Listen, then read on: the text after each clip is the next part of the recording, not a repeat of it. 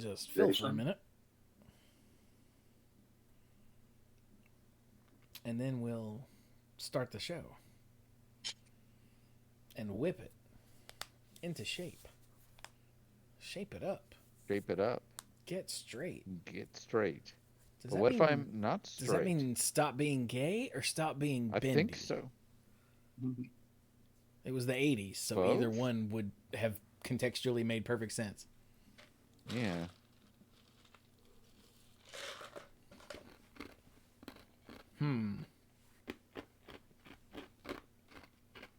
Move ahead. It's not too late.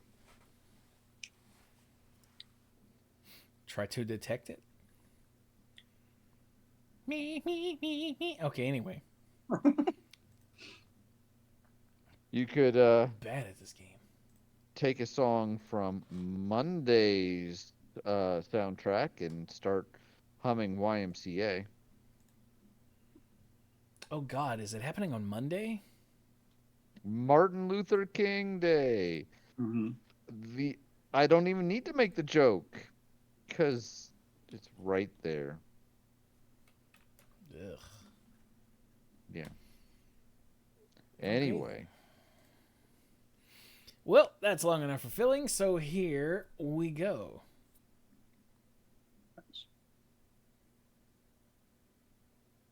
Ow, jam.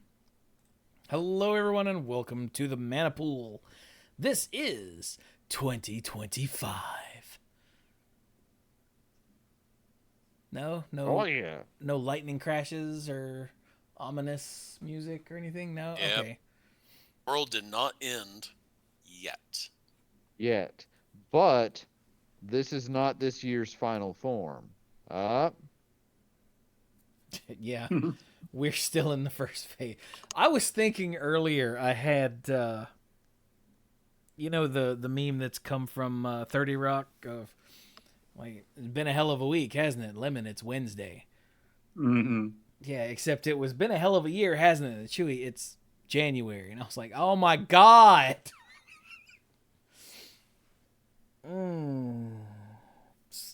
So buckle up, everybody. Things are about to get stupid. Yeah, it's all downhill from here. Luckily, It's- it snowed, so we can all, just roll in a ball together. Yeah, like So we- that's a thing. We got snow here in our part of North Carolina, and a significant portion of it, which we was the haven't had first- in either 6 or 8 years, depending on who you ask. It was the first time there was over an inch accumulation in 1,000 days. Is what I heard. Huh. But anyway, so hello. This is episode 714 of the Manapool, and I'm Chewy. I got these other dorks, but because we're short on time, there's Brian over there. Hey.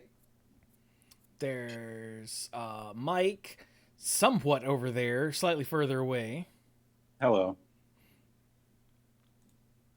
He's not in a bathroom. He's just on his phone because his computer sucks. Yes, I mean, he might be in a bathroom while he's on his phone because his computer sucks. not this time. Very You don't convenient. know. Yeah. Dirk, swap seats with me. I gotta poop.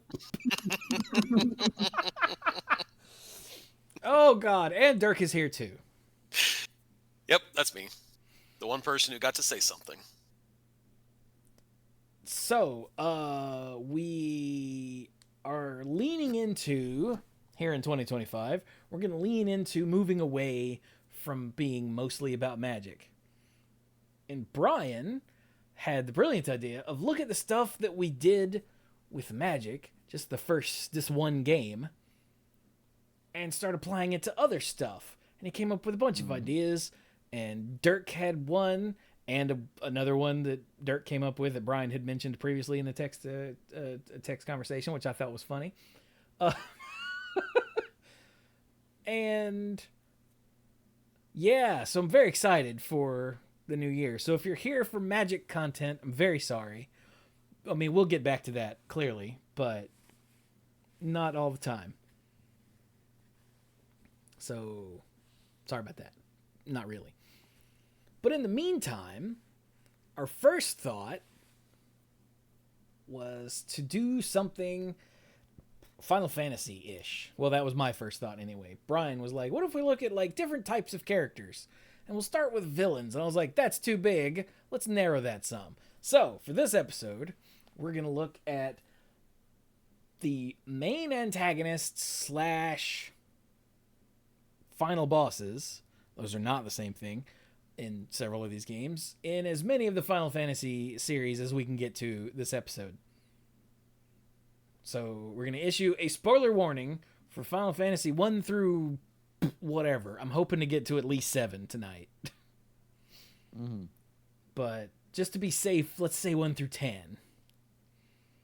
So if you haven't played some of those, and I haven't, and you really want to be fresh, then, maybe come back later. Because we're going to... Go play some old games. Yeah, because we're going to have to talk about the end to get to the final boss thing. That is how numbers work, yes. Yeah. Also, before we get started, real quick, I just want to remind everybody that the Chivos for Charity stream this year is happening again. It's going to be, I haven't narrowed it down yet, but it's going to be in March again. I'm doing 3 days this time, so it'll be a Friday, Saturday, Sunday stream. Oh, dear God. The spreadsheet of games to give away is up over 1,000 now, thanks to a lot of really reasonably priced bundles over the last couple months. So, yeah, come give money to charity. I don't know which charity yet. I might go with the same one. I might switch to a different one. I haven't decided yet. The fine details have not been ironed out, clearly, but the broad strokes are all there. So if you give $10, you just get a game off of the spreadsheet that's already been revealed. I'll be revealing chunks of the spreadsheet in tiers. As we hit, every $100 or something, another tier will open up. So every $10 gets you your first $10 gets you a game. Every $10 that you donate total gets you an entry into the giveaway. And every time I get an achievement, or every time we hit one of those $100 milestones, that's the word, thank you, we'll be doing more giveaways. So come give money and get Steam games. Because there's a lot. And some of it is some really good stuff. Some of it is crap. But some of it is not crap. As a matter of fact, the ones that are crap are very, very tiny. And even the ones that are crap, it still goes toward a good cause. So. True. I mean, and you get to pick the game. It's not like I'm just giving you a game. Here, you get this one. Shut up and take it. So. Oh, man, I didn't want Spot's Revenge. Or whatever that 7-Up tie-in game on the Nintendo was. Remember that? Dude, Cool Spot was actually a really good game. Was it? Okay. I just picked it because it was blatant advertising. Yeah. But, okay, cool. Maybe you'll get that. So, yeah, I just wanted to get that out there before we get going. Be prepared. Chivos for Charity. I'm getting achievements and playing games and whatnot for a charity stream for 3 long-ass days. I will be dead by the end of Sunday. And I'll come and check on you. It'll be a lot of fun. Last year's was glorious. I'm going to try to get at least a couple of these dorks to maybe swing by one day and hang out like Brian did last year. I'm going to try to get some other people to hop on, that aren't local, to hop on a call and, keep me company and talk to chat and whatnot, while I'm streaming, just so it's not just me for 72 hours or however long it is. It won't be that long because I'll be stopping the stream to go to bed. I'm not H-Bomber guy. I'm not going to leave the stream running while I'm sleeping.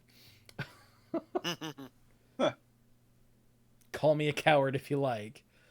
Ain't nobody got time for that. But anyway, right, on to the show. For real, for real. So, okay, let's start, as the Mad Hatter said, begin... No, I think it was the March Hare, actually. So begin at the beginning. When you get to the end, stop. A very long time since I've seen Alice in Wonderland. So What? You should watch Alice in Wonderland. apparently. The original. Not But the, I can't. Right now, I'm going to talk about Final Fantasy. Not the ridiculous Tim Burton crap movies.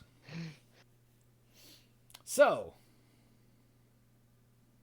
Final Fantasy 1 on the Nintendo Entertainment System. Known for being a weird blend of Dragon Quest and Dungeons and Dragons. It had, at the time, on the NES, it had a pretty robust story.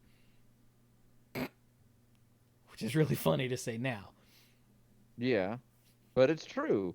If we're taking this like how we always did mythic conscriptions of like, how does this look now versus how it looked in the past?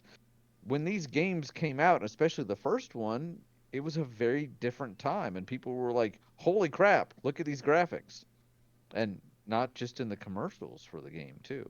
Well, one thing you have to remember with video games like the Nintendo system, many of the games that were on it were games based on there were original titles and everything, but video games at that time featured very heavily towards the arcades. So, like we had mentioned talking about Street Fighter during the odds and ends. That was essentially what a lot of them were. Pac-Man is it's the games that had a very high difficulty curve because they try to suck as much coinage out of you. This was one of those games that wasn't geared towards that, so people were not really. This was very different for that. It's true. I never played Final Fantasy at the arcade. Could you imagine how many quarters that would take? Yeah. So saved over my file. Billy, it's time to come home. Your mother and I have been missing you for the last 3 days. Oh, but I'm stuck on the Kraken. But yeah, like at that time, a lot of video games were ones that people bumped into at the arcade. So having a game that was at home that you could play on and everything, this one had a story as opposed to, your job is to jump around and get as many points as possible so you could play against a friend and see who won by having the most points.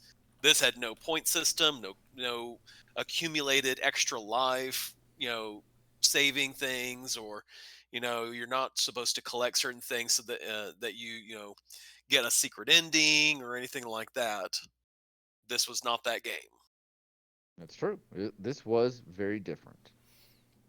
Yeah, and the first thing that you do in this game is go rescue the princess. Yeah, It's usually it's like the last thing you do in video games back then. Yeah. Mario's like, what the heck? Yeah, Mario's like, You mean your "I swear princess I've saved isn't you many in another times." castle? Yeah. Now, role-playing games existed on pencil and paper, so this wasn't like a completely alien concept. Oh yeah, and this But- one borrows heavily from Dungeons and Dragons. Heavily Yeah. from Dungeons and Dragons. Yep. Like in the Japanese version, the eye that you fight in the ice cave, I'm pretty sure it was that one, was a beholder. Yeah. Mm. Like straight up, just Yeah. So they loved them some D&D, and they'd seen what Dragon Quest did, and they were like, we can do that, but better. And then they did. But Yeah. so the first thing you do, you start outside of a town, you buy, weapons and armor, you maybe level up a bit, you go talk to people, and everyone's like, oh my god, the princess has been taken, the princess has been taken, the princess has been taken. You go to the king's like, could you go get the princess? All right. And then you wander to the only other place you can go, because this place is surrounded by water, and there's a castle up north, and you go in there, and you'll find a knight in purple armor standing there. His name's Garland, and he will knock you all down. Totally. Translations are the best, especially in the early days. Yeah, when you talk to him, he says, "No one touches my princess. Light warriors?" 2 question marks. "You impertinent fools. I, Garland, will knock you all down." And if you ever read 8-bit theater back in the day, Oh yeah. they ran with the whole knock you all down thing and made Garland a whole ass character. But that's not what we're talking about now. You get one text box, and that was the text box. Hey, Al just resubbed for 88 months. Nice. Thanks, buddy. And Al said the same approximate number of FF games released, and the OG FF will always be a seminal experience. The same number, I don't know what that means. I'm sure it was a reference to something we said.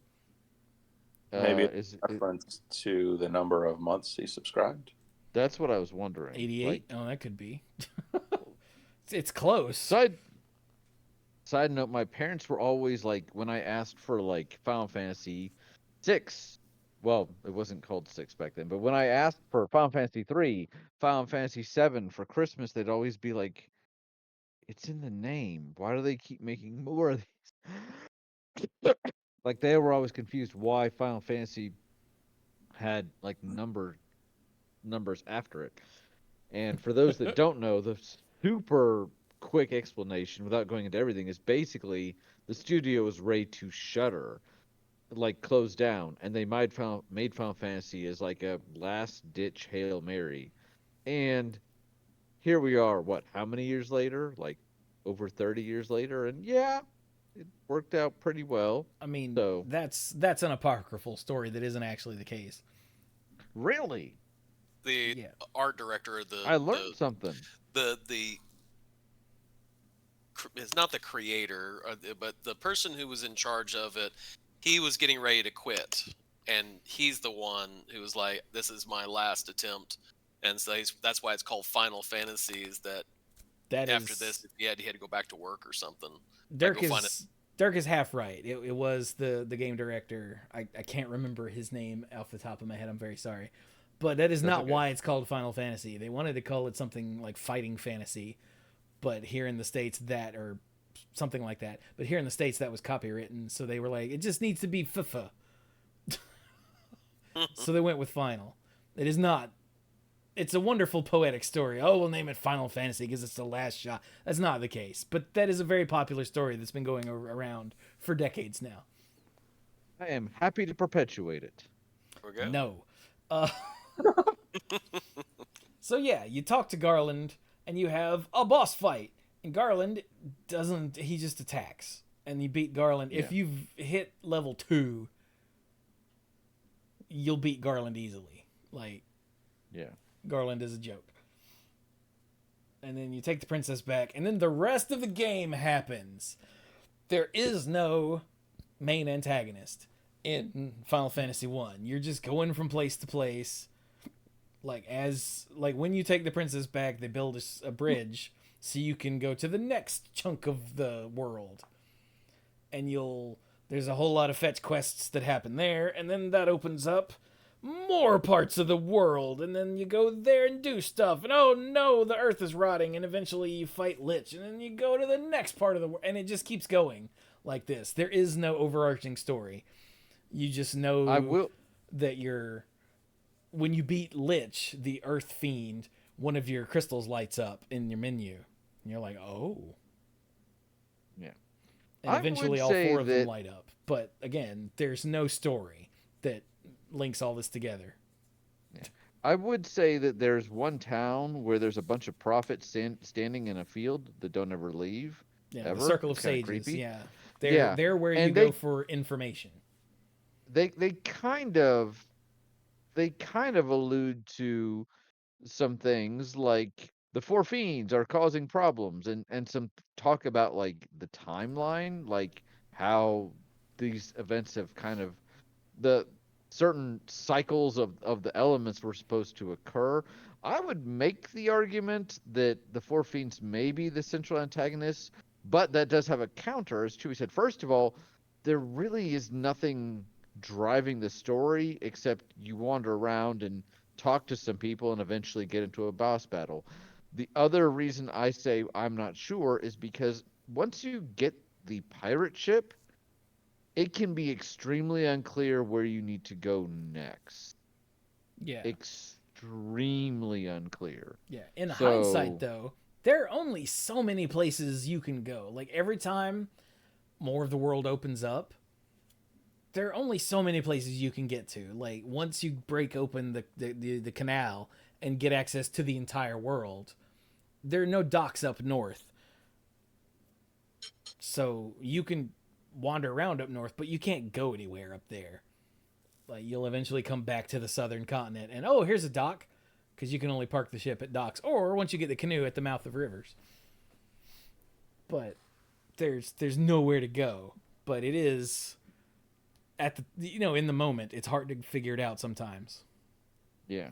It will take, if you don't know where you're supposed to go, it will take some exploring and some possible like wandering into an area and like dying and you're like maybe not here yet. So, Yeah, but so not as there bad as there's Final Fantasy 2, where no, if you take a no. left Well, instead of a right at the beginning, you will die immediately. yeah, that'll be its own discussion. And you're completely right. But anyway, getting back to the point, like I said, there's Yes. no overarching story. The Circle of Sages will mention other things happening in the world, but it's not until you beat Tiamat, the final fiend, that they're like, "Oh, time loop and stuff." And you're like, "What?" Yeah. And it turns out that when you beat Garland in the Temple of Fiends, or the Chaos Shrine, depending on which version of the game you're playing, he went back in time and sent the four and gained power somehow and sent the four fiends forward in time early or something. And it's a self-perpetuating time loop where the fiends show up here because you sent Garland back and then he sent them forward, which means that then it's really stupid. I'm not gonna lie, it's dumb. I love this game with all of my heart. It's stupid. It kind of is. It's a little bit of like John Connor. Uh, Spoiler alert for a super old movie. John Connor's father being sent back in time to impregnate his mother so that John Connor can be born, but only being sent back in time by John Connor. Yeah, it's that kind of time loop without the cyborgs. Yeah. But So it's kind of just an excuse to get to the final antagonist. yeah, and the final boss is Chaos, who has Garland's headgear, which I always found funny. But he's a big monster with mouths on his knees and a mouth. It looks like it's in his crotch. I'm not gonna lie, in his game sprite, and yeah, and he hits very hard. He casts very hard spells. He can sometimes full heal. Like he's a pain. Yeah, this is one of the first examples of like the game has a pace to it. And you're going along and maybe you're a little under leveled, maybe you're a little over leveled, or just spot on where the game is still a challenge. But you kind of get a rhythm, and then you get to chaos, and it's just like, well, I hope you're over leveled and also super lucky because the random like he casts cure full cure on himself when he's almost dead is oh, Yeah, and like not as far as what I remember, enemies in this game don't heal themselves. not until chaos. So Yeah. it's an instance of like the rest of the game taught you to play one way, and then chaos is like, nope, screw the rules. I'm the final boss. So but you beat him, and that somehow breaks the time loop. Yep. And it says, I think, in a post completion thing that you're returned home, but the people don't know what you've done, so you just kind of keep it to yourselves, like yay. And it's interesting because it almost has a sci-fi feel to a very fantasy game, but chaos really doesn't come up until the last 2 minutes of the game. So hmm, Yeah, I think like the he's first that you hear of Chaos is when you walk up to him. He's like, "I'm Chaos, man." Like, what? yeah. And it's cool Uh, because the way the game was programmed, they could only give you one text box when you talk to a character. Like there was no, press A for more. You talk to Garland, and then he backs up a couple steps, and you have to walk up to him and talk again, so he could have multiple text boxes. I thought that was really yeah. clever way to work around that That technical limitation. Oh, sure. I really like the way that some of these games are like, all right, we have these technical limitations, but we want to tell a story, so here's how we make it work. That's that's honestly really awesome. Yeah, but that's that. Like, you fight him at the very beginning as a purple armor wearing nerd who will knock you all down, who goes down, in like 2, maybe 3 rounds, depending on your party composition, to absolutely the hardest fight in the game. Without Uh, question. I don't know. He might Mm, not Well, depends Warmech, on Warmech, but other than that, he's yeah, the hardest boss, regular boss in the game. yeah. Easy. Secret bosses will be their own discussion. That'll be a fun episode. Oh God. So, So that was how it started with yeah. I will say legacy wise, Chaos has kind of gotten some notoriety. I don't think that's because of the story of one though. I think it's because one was the first one, therefore they want to play it up. Like in Final Fantasy, is it Dissidia, which is the fighting game? Dissidia. Yeah. Um, Dissidia, thank you. He was absolutely the central antagonist, and it was great. It was done well, but that was more because hey, this is like a celebration of all things Final Fantasy, and Chaos was the first, so we're gonna play it up. It's not because he really figured into this game a whole lot, Yeah.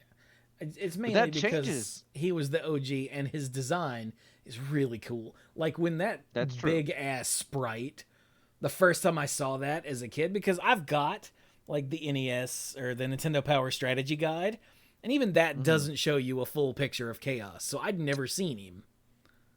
He was huge. Yeah, he takes up literally the entire window of where the enemies go, which is not like none of the other bosses were that big.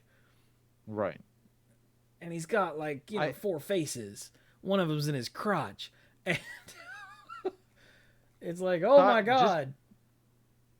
Just a really quick side note, because I know we got more to talk about, but my first Final Fantasy game that I really sunk some time into, I played one a couple times when I rented it at Blockbuster or a local game store, but I never got terribly far into it. It wasn't until I got a later port, like for the PlayStation, that I played it the whole way through.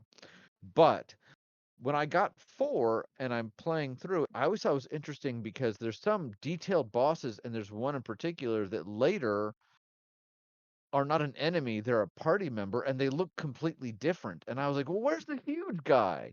And I realized that it's because when they're an enemy like Chaos and they're all blown up like that, you can get so much more detail.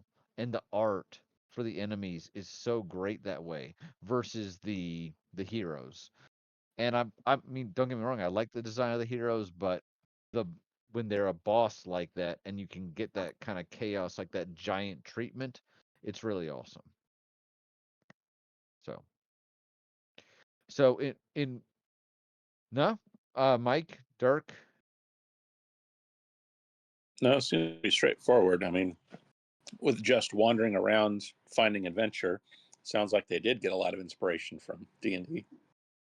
yeah. Mhm. You tell the DM, you're like, okay, we travel to the next plane, next town, and they're like, All right, cool. There's some people here. Who do you want to talk to? Oh, and by the way, minor story hook about the Earth rotting. Oh, we should Well, go and check that out.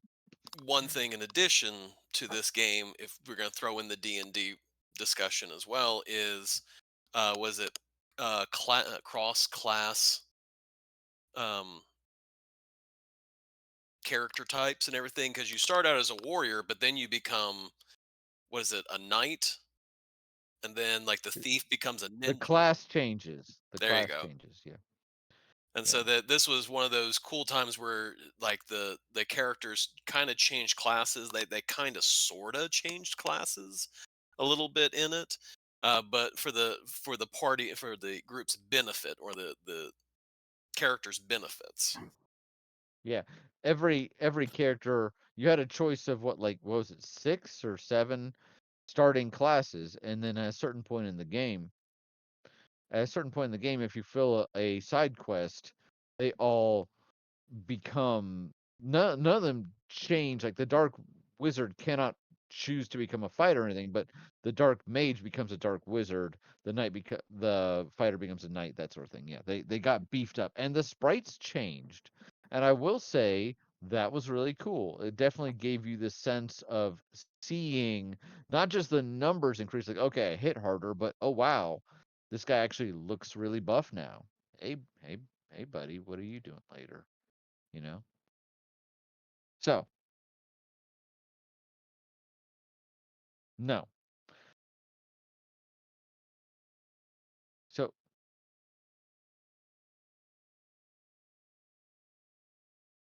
yeah, the Empire is evil. The rebellion is good.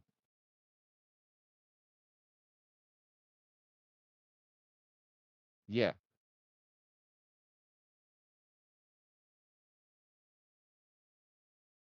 yeah. There's even a Death Star, except it's a tornado. Yeah, yeah,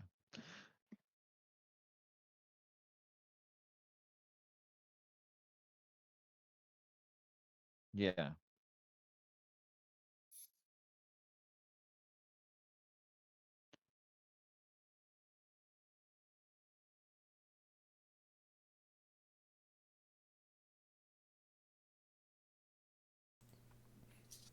Can you hear Hey, me Al, now? can you hear any? Yeah, I Al, can can hear you you. hear Yes. anybody but me? Oh God, how long was I muted? Son of a whore. No, you've been talking. What? Yeah, you Well, guys could hear but me. Chat couldn't, which means Oh, the recording couldn't, because I muted to finish eating the ice in my cup, and then I missed the unmute button. Apparently, whoops. how long ago was I that? have no idea. And Phineas, did all of that make sense to you? So hopefully so. Sorry about that. I've only been doing this for 17 years. But anyway, okay, let's try this again. Final Fantasy 2 is just Star Wars. The Yeah, first 3 movies. Straight up. Like the yep. Emperor is bad. There's There's a rebellion. there's a rebellion. Places get destroyed by the Emperor.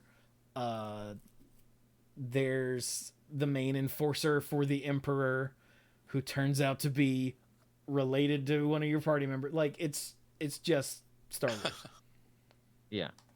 And But I think some of the feedback from Final Fantasy 1 was, "Hey, it's pretty cool. Where was most of the story?" So Final Fantasy 2 is so much story that the gameplay huh, needed work. But I I know mean, some people love to.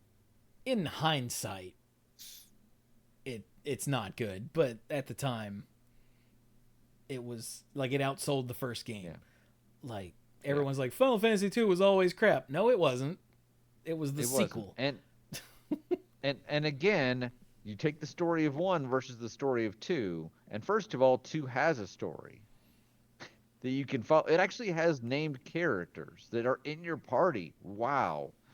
And then those characters, cycle through. You don't always have the same 4 characters. Sometimes you get new characters, and Yeah, you sometimes those characters die. most of the time you have 3 characters at Yeah. all times, and your fourth slot is a rotating cast. Yeah. But the Emperor is he's bad. Like he is a Yeah. bad. Can't say that on the show. He's a bad mamma jamma. Like Yeah. over the course of the game, he like bombs multiple of the towns and cities that you go to buy stuff and speak to people and whatnot. He blows them up. Yeah. If you are, and when we say blow up, like he actually blows them up, if you don't like games with missable items, you will not like 2. A I mean, couple at this times when I point, was you playing won't through the like Pixel Remaster, any of these I was games. like, if a couple times during the Pixel Remaster, I was like, oh, I never got that item, and I would go ahead and toward the end of the game, I'd look it up. It's like, yeah, if you didn't pick that up, that town is gone, and I'm like, I don't hate it. I really don't. And honestly, I like that, you can miss stuff like that, but it can be a little tough for completion's sake. But hey, it's nice for the story to actually have consequences instead of like, we bombed this town. All of the citizens are now 1 square to the left, and you can still get everything you missed out on. Like, no, they're dead. They Yeah. chopped up their pixels, and yeah. But like he captures Princess Hilda and puts on a tournament, and Hilda is the prize. So of course you go to win the tournament, and then you go to stab the Emperor when you go to collect your prize, and he's like, it's a trap. And then he summons a giant cyclone that destroys another town or another couple of towns. And then he's raising literal demons from literal hell to attack Well, the world. Like, what? well, don't skip this part. He creates the cyclone.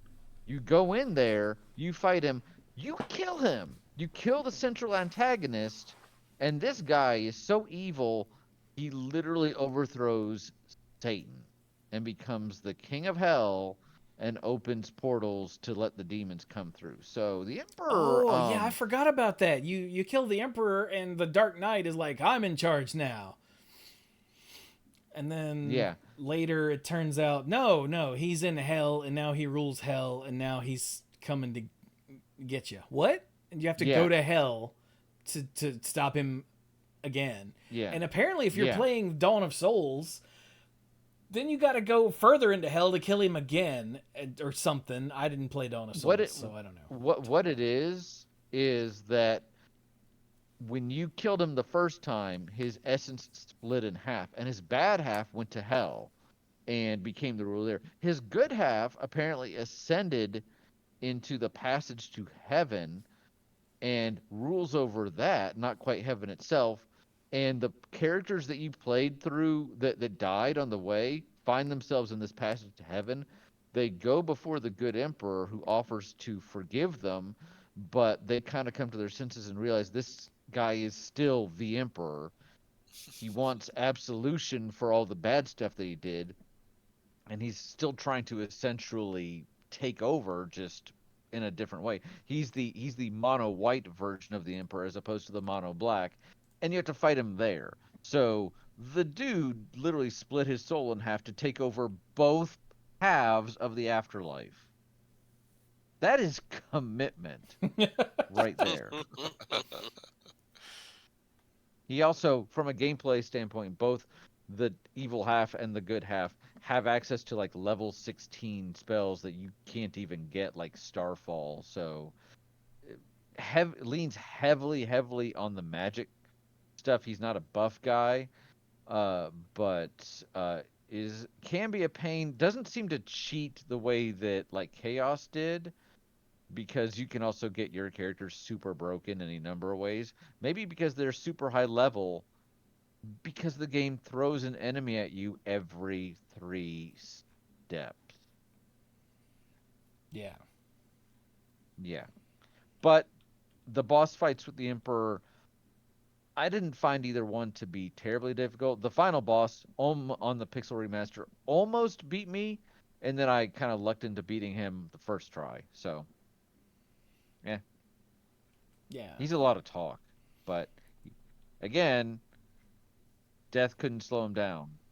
true. But He's he's like, the bad guy the whole time. Like, yes, there is no last minute switcheroo. Even when he comes back from the dead, it's still him. It's not, oh, surprise, it was so and so the whole time. It's the Emperor. yeah, He's like the opposite of chaos, where in the first scene, your party is attacked and loses in a pre-scripted battle, and they're like, "All hail the evil emperor, who's final boss, by the way." They get that straight out of the way versus chaos. yeah. Although you do kill him partway through and think he's gone. Nope, he's not. Nope. And it turns out that the Dark Knight was one of your party members' brother that was with you in the very first fight that you were destined to lose. And then when your party comes to, you're missing the fourth guy. And then way at the end of the game, he joins you, and oh, you got your full party now. Yay. Yeah. Surprise Pikachu face. Exactly. Because, the whole Darth Vader thing, yeah. He's even wearing dark armor. Like, it's Star Wars. Yeah. Mhm. I didn't mind Final Fantasy 2 actually. I hated it on the PlayStation Final Fantasy Origins game, but the Pixel Remaster fixes a bunch of the issues. I never had to resort to punching my team to give them extra health or anything like that. Ugh. I think it was really good. I know we're talking about the villains, but I really do think it was good that they wanted to explore different ways to gain XP. I think they tried to think organically, like, how would you level up your sword fighting? By using a sword. Yeah. It was just, it was a rough first attempt. Yeah. Pixel and, Remaster does help a lot. yeah, it was even worse on the NES original. Oh yeah. And that system would later go on to be used successfully by the Elder Scrolls. So, nice. So, all right, that's Final Fantasy 2.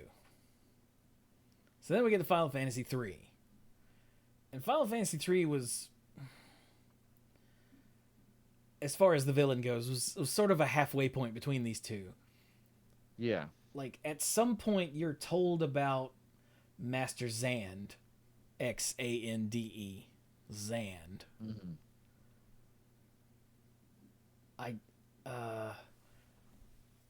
Like you meet two sages, essentially Doga and Yune, Mm-hmm.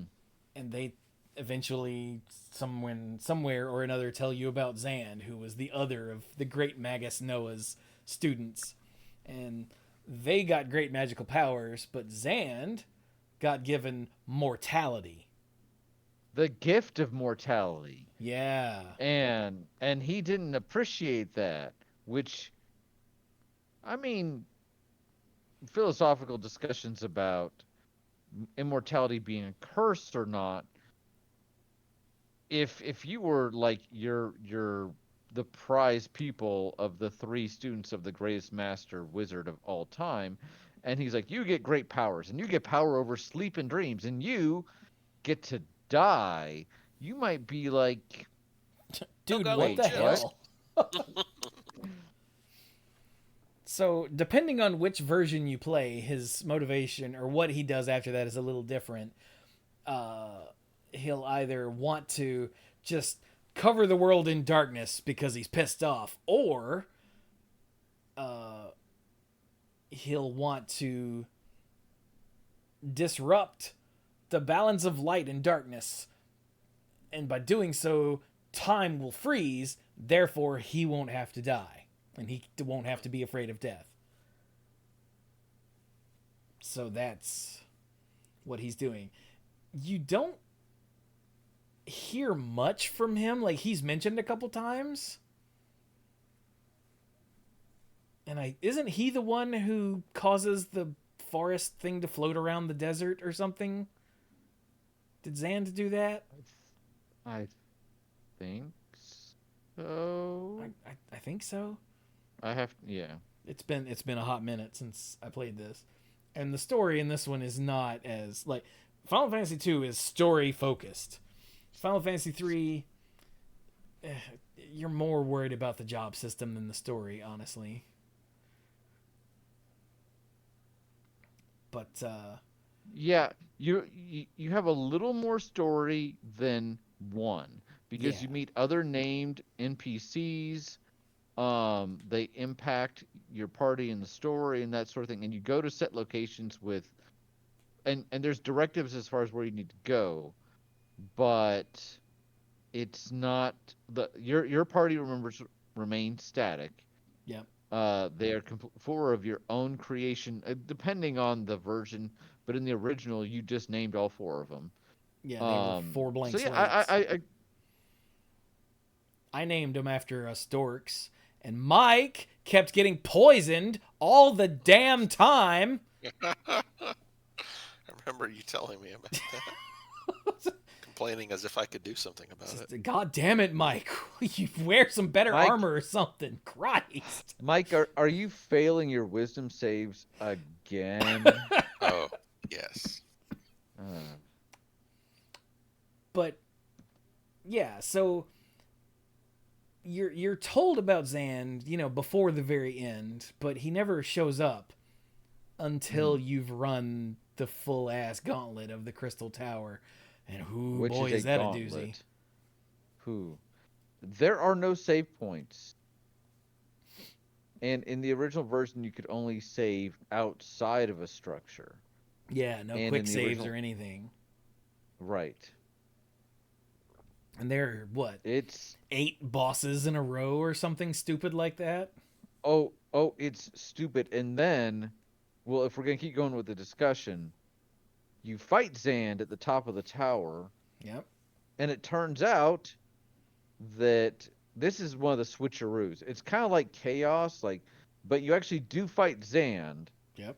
And you beat and him. then and you beat him, and then the cloud of darkness emerges. See, in this world, every I don't know however many millennia it is, the world gets unbalanced between light and darkness, and at the last cycle there was too much light, and the warriors of darkness had to be summoned to defeat it, Yep, defeat whatever the light was. It doesn't say what it was.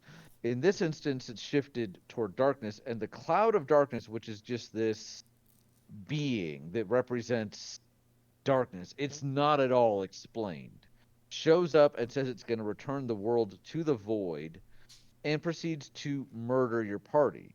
yep. That's not an exaggeration. You are then brought back from the brink by characters, NPCs that you had met along your journey, and they're saving you with the power of friendship. And then you proceed to go into the realm of darkness to pursue the cloud of darkness, where then you must face four incredibly, incredibly difficult bosses, and there are four trapped treasure chests, each one with a ribbon inside, which you want, but each one is tripped up by is guarded by a clone of Zandy that hits harder than the original. So that's 8 more bosses, and once you're in the realm of darkness, you can't even go back to the Crystal Tower. You're just that's where you are. There's no save point. I hope you can leave the system on, and I really hope you don't die. And then you fight Cloud of Darkness. And Cloud of And Darkness is some BS. is oh, so maybe you're thinking I've beaten all these extra bosses. I've beaten these Zandy clones. I've got 4 ribbons. I've leveled up all my characters. I'll be fine, right? In the original version, and they actually reverted to this in the Pixel remaster. In the 3D version that was made for um, the 3DS, they actually fixed Cloud of Darkness where she actually had different moves, and you had to try to figure out the attack pattern and all that. But in the original version and in the Pixel remaster, she uses is it photon ray? Uh, Something like it, particle beam, I think. particle beam. Thank you, which hits every party member for about 2k. And you might be going, okay, that's probably enough to kill caster characters or leave you with maybe a couple hundred hit points. And it hits all of them, and she does it every turn, which means that Almost. even if It's damn near every turn. Because the damn first time I fought her, she takes the form of a half naked chick from the torso up. Oh yeah. But like the first time I fought her, that's all she did was particle beam, particle beam, particle beam, particle beam, and it died. But I was playing the Pixel Remaster, so quick saved. And the next time when I was like, okay, I'm gonna die, and so I didn't like heal because I thought I was dead. She didn't use particle beam, and I was like, oh no, I could have saved. And then she used particle beam and I died. And I was like, damn it! Like, you need to count on her using particle beam every time because it's something like 49 out of 50 times she will use it. And in this game, you don't have, at least in those versions, you don't have MP, you don't have magic points, you have spell slots. And for higher level healing spells, you're not going to have a ton, or at least not as much as some of the others. And the other healing spells are not going to do enough. So you need to have like a dedicated healer healing every turn, doing nothing else, which is absolutely going to slow this down. And combined with the fact that she has a metric ton of hit points, this is a long battle. It is annoying, and she is cheap. She is cheaper than Chaos. yeah. Yeah. I have feelings about Cloud of Darkness. Yeah, I did not. On When I finally beat her, I was like, that wasn't fun. That sucked. Yeah. Yeah, when I beat her on the Pixel Remaster, it was like, yay. Again, on the 3DS version, it was not nearly as cheap. She had a more varied skill set, which and on the one thought you might make it more challenging. It didn't. It just made it more interesting and didn't feel like it was stupid. 3DS version also had save spots, and I think you could go out of the world of darkness, so you could keep leveling up or go into the other hidden town. So, yeah, but so Cloud of Darkness definitely fits into the surprise. I was here all along, boss, and super cheap, in a bad way. Yeah. So I know Mike hasn't played any of these until 10, but not Brian, Dirk, did you play any of the first three? So I played the first one, and I got as far as Bahamut, and I did not end up finishing it or beating it or anything like that. And I never got around to 2 or 3. Okay, then. So we're not leaving you out. Nope. Excellent. But yeah, so that's why I say that the main villain in 3 is like a weird midpoint between no villain, a villain in 1, and this is the villain the whole time, it's the Emperor, he's bad, go, go, go. Because, like I said, Zand is there from the beginning, you just don't know it until later. And then you actually do fight Zand, and then, nope. Puppet Master, Cloud of Darkness, boobies and tentacles. What? Just go with it. Okay. Whatever you say. Exactly. Okay, so let's move on to the Super Nintendo era then. That more of us have played, meaning Dirk has also played it. Final Fantasy IV, where the main antagonist throughout the vast majority of the game was Golbez. Golbez.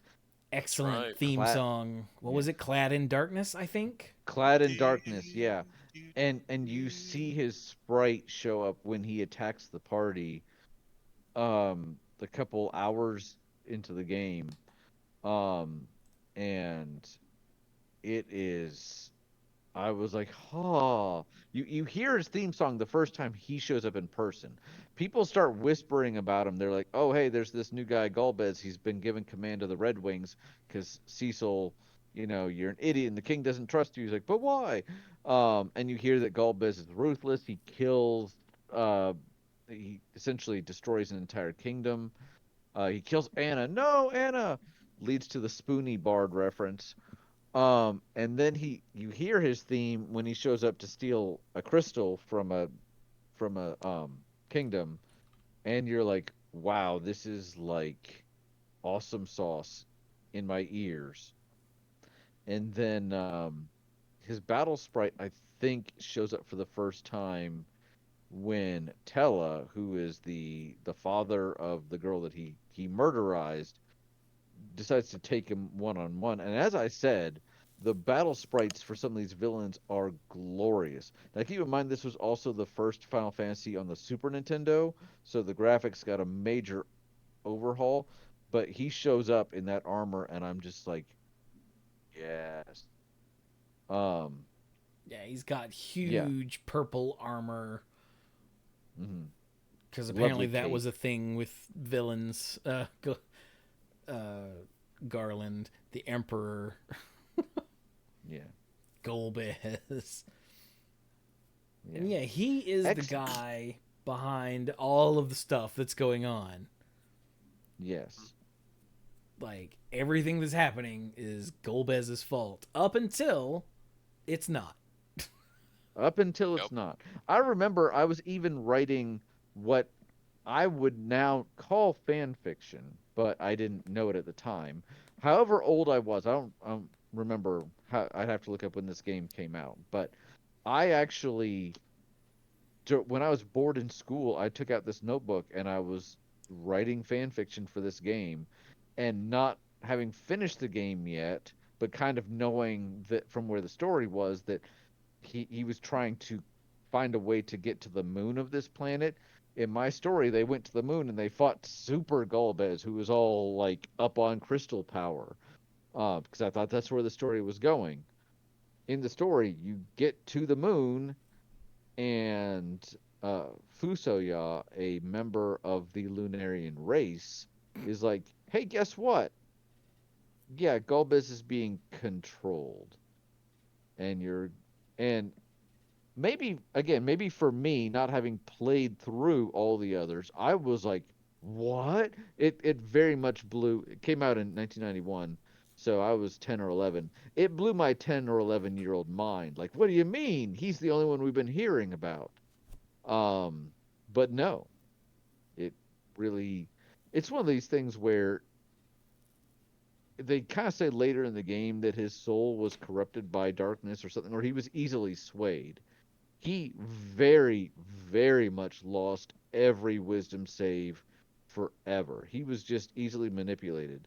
But to be fair, the other thing they're saying throughout the whole game is monsters were getting more violent.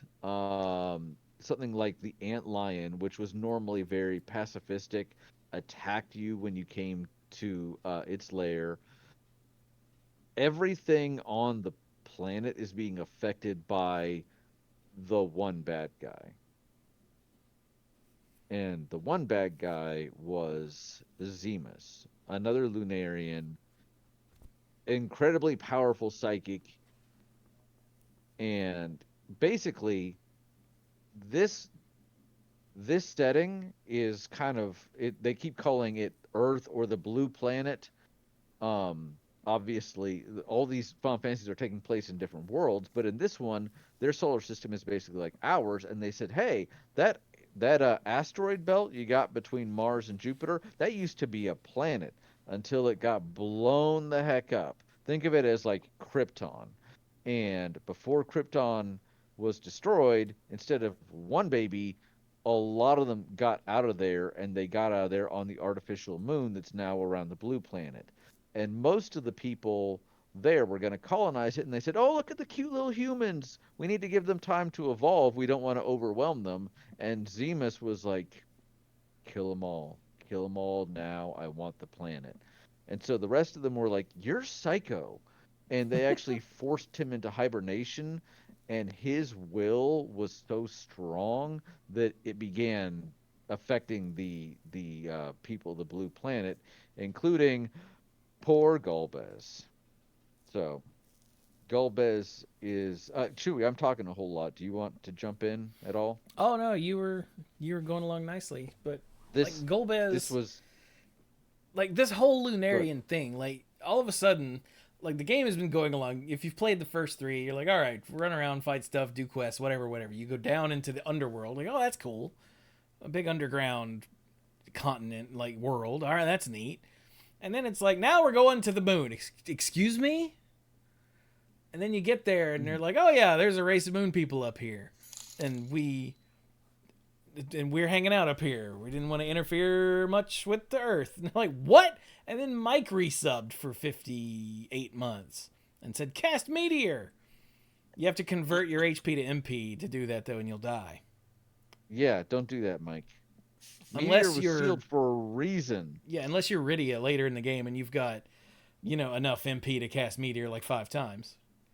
Yeah, but Tella can only cast it once, then he dies. Fuso Ya can cast it, but it also takes him 5 minutes.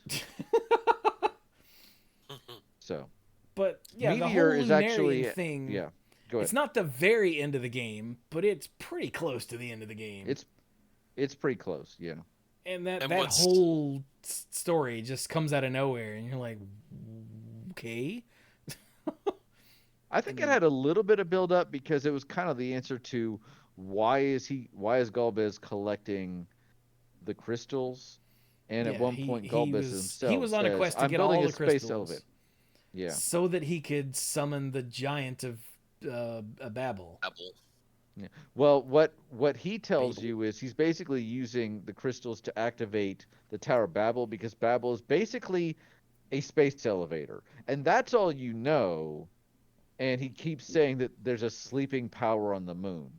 Once Fuso Ya joins you, he's like, Golbez doesn't really get this, but Zemus is using the tower to basically send down the elevator, the Giant of Babel, to wreck all of your, can't say that word here, to wreck your whole planet.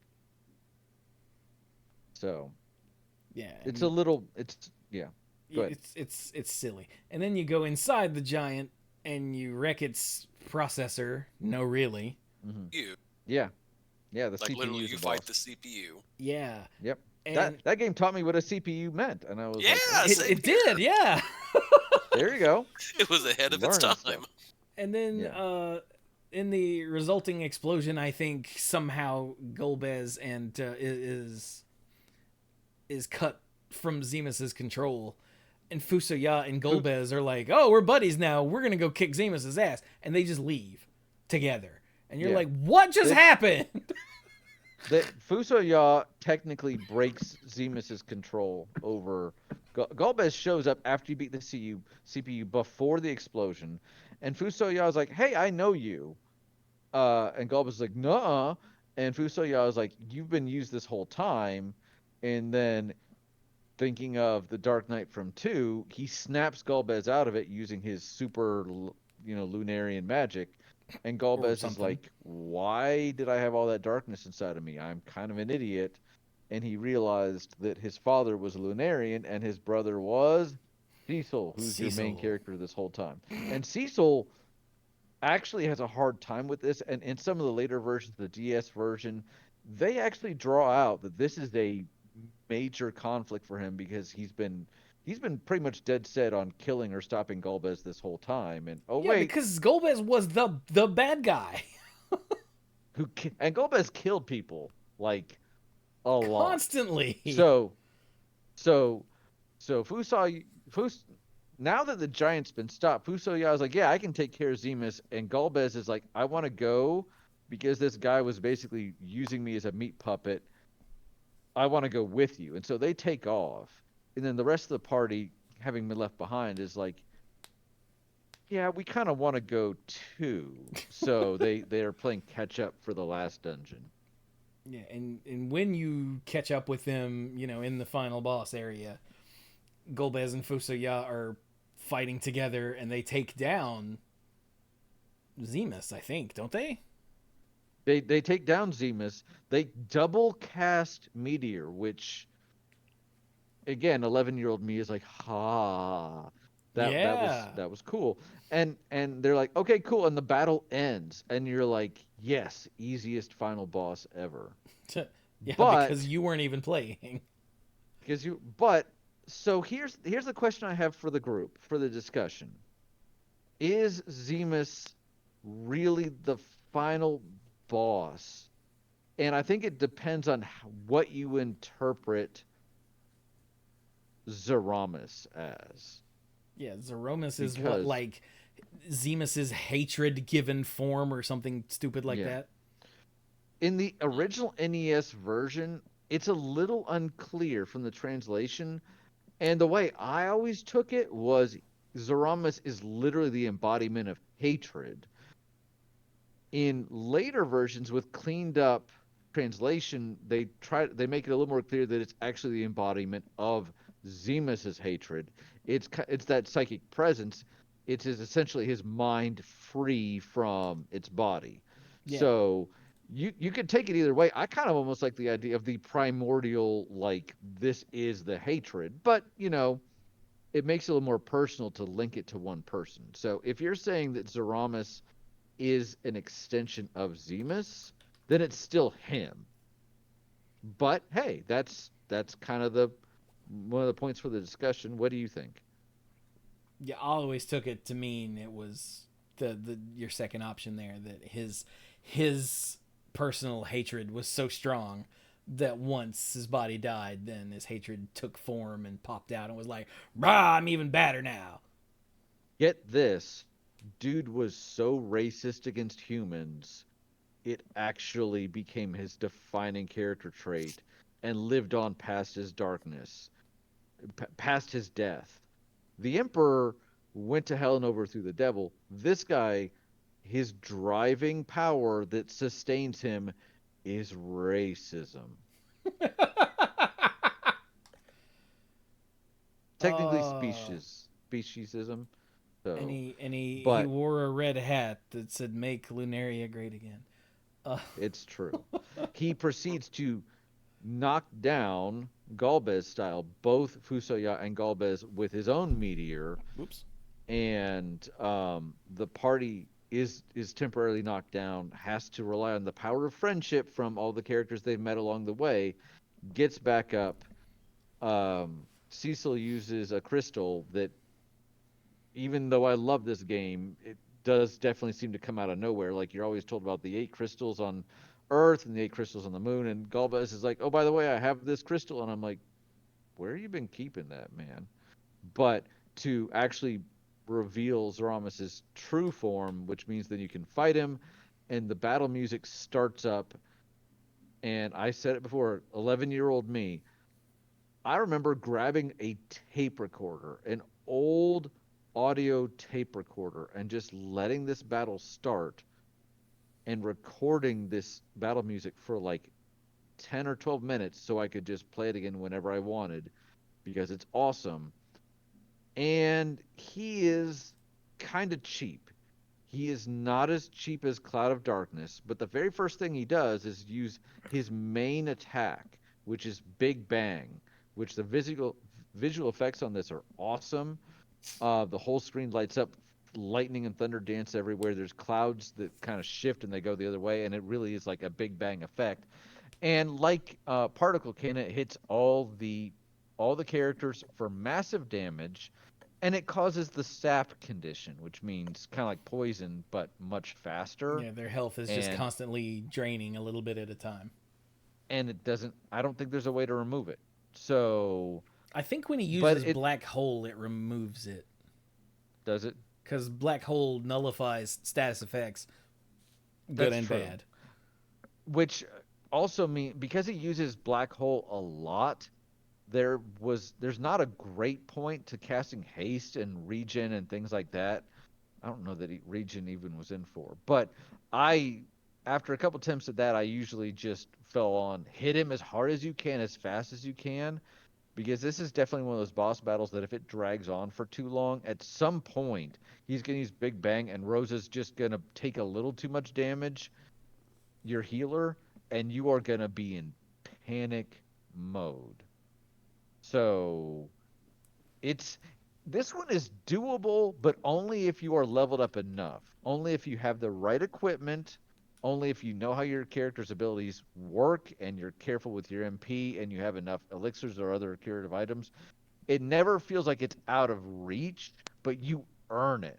Zeramis is one that when you win that battle and he starts crumbling, even when I was doing this in the Pixel remaster like last year, how many years after this came out, I was still fist pumping. That one, I felt like I earned it and I liked it. But what did you think, Chewy, of this final boss? My main problem with the final boss here, at least in the Pixel remaster, is that there's a whole lot of story and nonsense that has to happen before the fight. And there's no quick save option or autosave before the fight. There's not. So when you die, you've got to do all of that again. And it's a massive cutscene for the Super Nintendo, which I think it was like 5 or 6 minutes or something from the last quick save till the time the fight starts. But that's 5 or 6 minutes every single time you lose. You want to talk about boss runbacks in like World of Warcraft or Dark Souls? No, this is cutscene run back, or you've got to watch all the Power of Friendship crap over and over.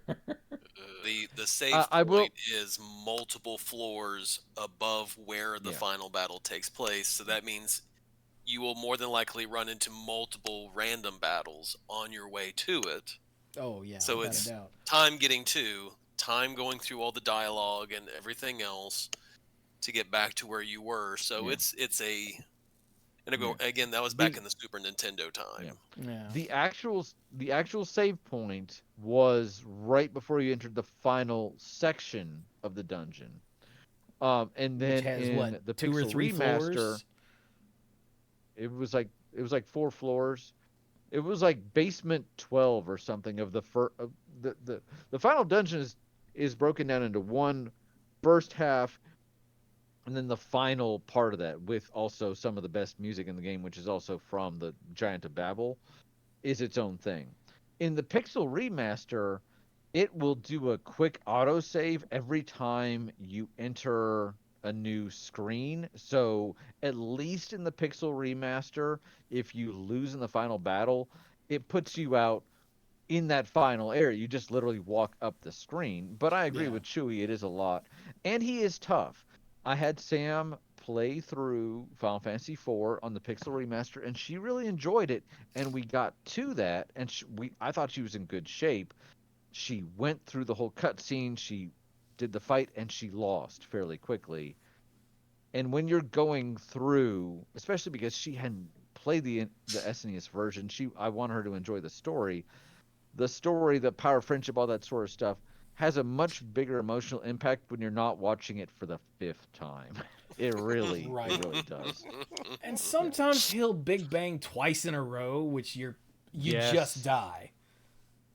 Yeah, you just die. Rydia is super powerful. Rydia is the best way to take him out because her black magic and her summons do a ton of damage. But first of all, sometimes he counters those with nuke or flare.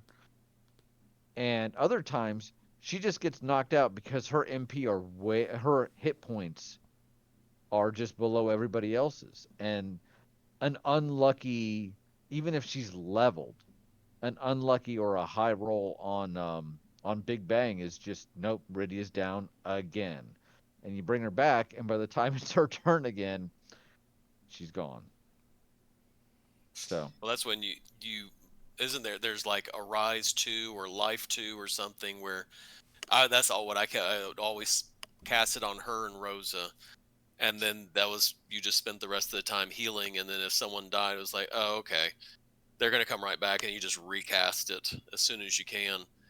And then I went through a lot of items, and then my favorite thing is back in the Super Nintendo one, there was a glitch where if you took a certain item and it was like the 5th item or something, whatnot, it would make a copy of that item. And I think it was the Excalibur sword that I stuck in what I think was like the 5th item slot.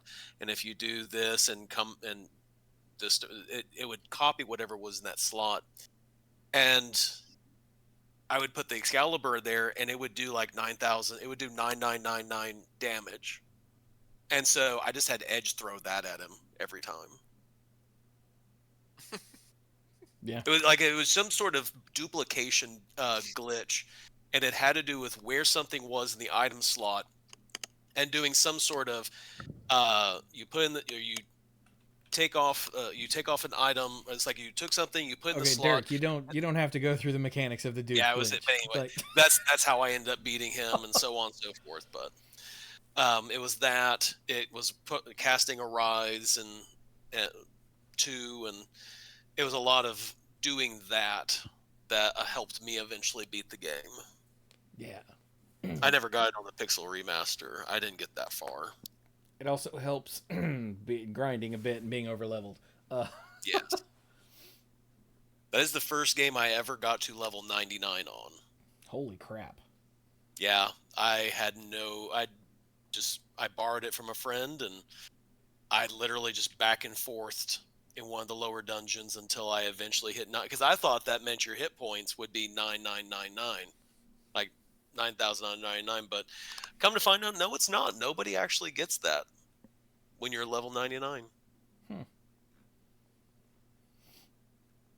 But yeah, Zeromus is a bait and switch, and it kind of sucks. His design for his final form, though, is horrifying. It is. Like, he is a Lovecraftian nightmare. Like, I highly recommend anyone who hasn't seen him just type in Zeromus sprite into a search engine, and like, there's not even a proper face.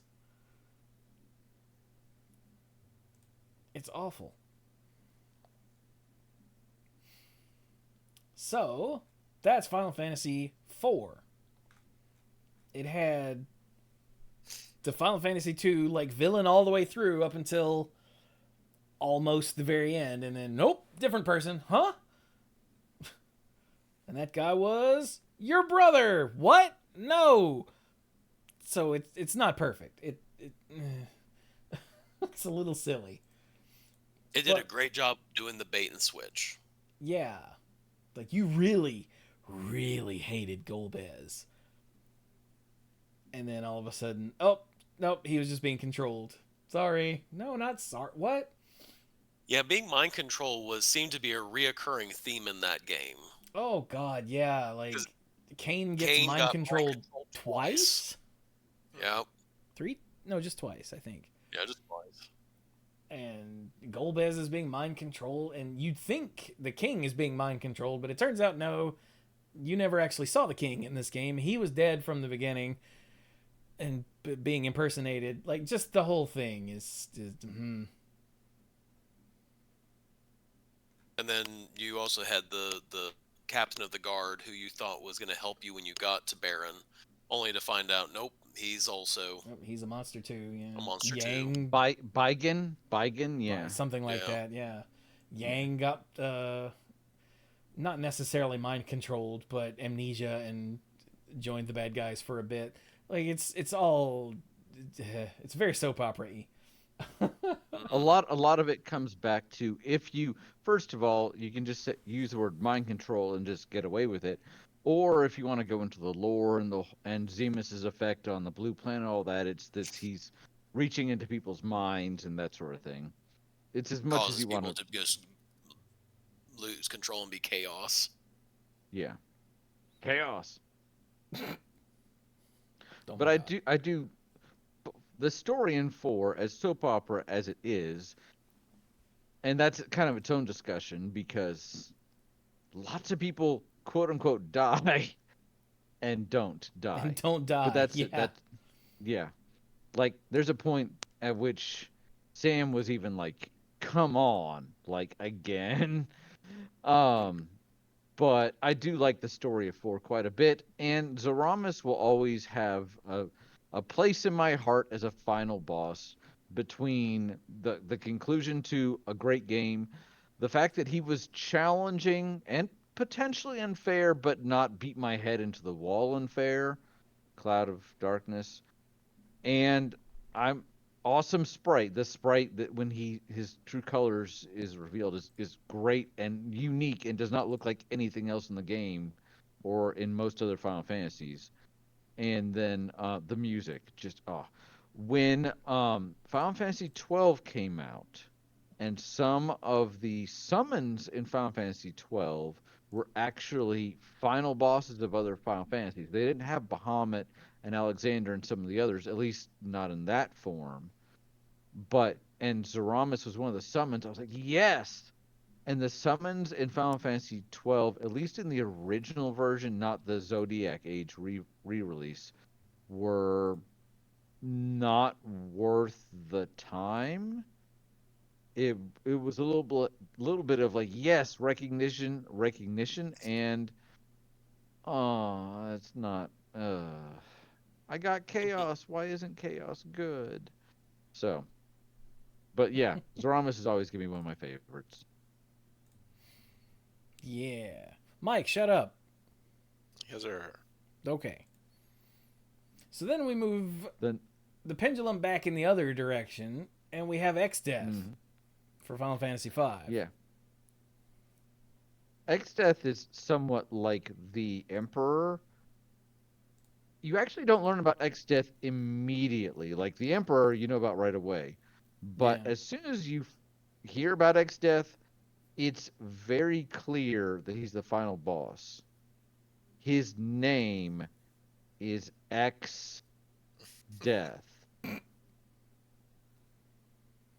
I, I mean, that it's not like, oh, I wonder if Mr. Smith is a good guy or a bad guy. No, I wonder if Mr. kills all his neighbors and eats their remains is a good guy or a bad guy. This guy's name is X Death. uh, it's pretty Yeah. metal, and his sprite is basically Pastel a Golbez. pastel Golbez. Thank you. Yeah, that's what I kept calling him during my playthrough. Yep. Sky blue Golbez. Golbez. But and it turns out he is a tree, or came from a tree. Yep. Yeah. It's I will say it's actually, you say that, and it's 100% true, and I love to say that, but it's actually kind of a badass story if you're a fantasy nerd like me. It's not just any tree. It's like the tree in a forest where the souls of all the demons in the world were when they were destroyed, kind of congealed in this tree. Yeah, like all of So, the evil spirits in were sealed in this tree. Think of the tree from the Tim Burton Sleepy Hollow. mhm. Like all of the bunch of evil spirits were sealed into the tree, and over time they like transformed the tree into an evil creature that was X Death, Yeah. who was a dude wearing pastel Golbez armor. Yeah. I mean, But he basically was able to polymorph himself into this imposing figure. yeah, Um, we talked about, when we're talking about horror movies a while ago, we talked about The Grudge, and I believe one of the spirits in that movie was the spirit of a wife who was murdered by her husband. I think in The Grudge 2, they gave her some lore, and they said that she was kind of an outcast in her village because they were using her as a repository for evil spirits. Gee, I wonder if anything can go wrong from that. So that kind of gives this feeling too of like, here's an otherwise harmless thing, a person or a tree, and that's kind of the point here is trees aren't usually evil. They don't usually try to destroy the world. But X Death was like, yes. Yeah. When you start the story of 5, you learn that the 4 elemental crystals are in danger, and the winds are slowing down, and water is, I think it's still water. I don't know if maybe the waves are lessening, fires aren't burning as hot, stuff like that. So you go to check out the wind crystal, and it shatters, and you're like, that is bad. And the crystals start shattering one at a time, and by the time the earth crystal, the final one, shatters, it turns out that's when you learn about X-Death, and you're not sure why he wants the crystals to shatter, but he does. And then you end up skipping over lots of story here, you end up going to another world that's a lot like the world you came from. Same color palette and everything, different kingdoms, and there's 4 crystals here. And the reveal when X-Death has managed to shatter the 4 crystals of this world is, oh, there was originally one world. Dun, dun, dun. And it it was got split into separated 2. basically to contain the power of the void. Similar to what you heard about in Final Fantasy III when the Cloud of Darkness wanted to return all existence to the void. Always took that to mean like the primordial, the beginning of all things, chaos, etc. Here, the void is actually a consuming darkness. And a previous bad guy, Chewie, do you remember the name of this ancient evil guy? No. I can look it up. A Mara, pre the ever living. well, yes, but he was sealed away by the Eye of Thundara. Uh Thundercats. No, there was an evil wizard, and he tried to harness the power of the void, and ancient heroes were able to stop him using the 12 legendary weapons, which you can find later in 5. They're in a temple somewhere. And then to contain the power of the void, the world was split into the 2 halves. By reunifying the world, X-Death is now able to harness the power of the void. He uses it to suck up several towns you've been to. Think of like those towns disappearing in 2. It's kind of like that. You can't go back to them. And he's trying to absorb essentially the entire world. And he goes into the dimensional, the gap between dimensions, as he's learning to harness the power of the void. And while he's in there, he turns back into a tree. So as you're traversing the final dungeon, you start finding roots. And then there's 1, and there's 2, and then they're like all building toward a central feature, which is honestly I thought was pretty cool. First time I played this was on the PlayStation port, and I thought it was pretty good, and then it looks even better in the Pixel remaster. Yeah. But like once you find out about X-Death, he's always around. Like at one Oh, point sure.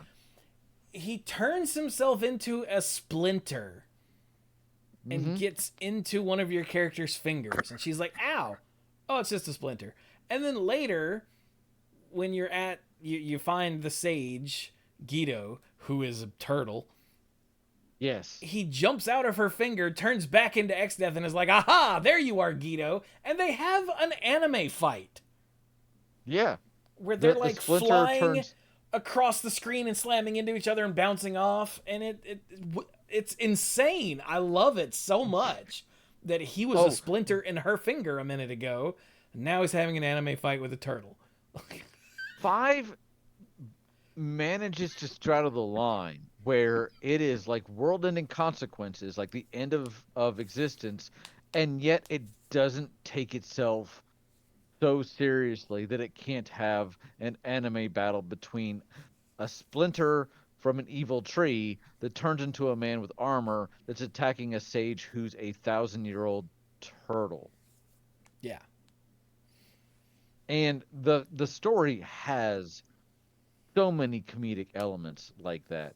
Not Galbez, sorry, palette swap Galbez, X-Death has a lackey named Gilgamesh who you both need to defeat and is also a precious teddy bear that must always be protected. And somehow, and Gilgamesh is one of the most re- enduring characters out of this story, he actually gets sucked into the void between dimensions and ends up in other Final Fantasy games, and that is canon. Yeah, Yeah. it's pretty funny. Uh, It's yeah. This game is best when it doesn't take itself too seriously, and they really did a good job with that. Yeah. It also has some super bosses, but that's a discussion for another day. The main character Bartz is like Final Fantasy's first himbo. Because he is such a goober. Mm-hmm. And I love him. But He's great.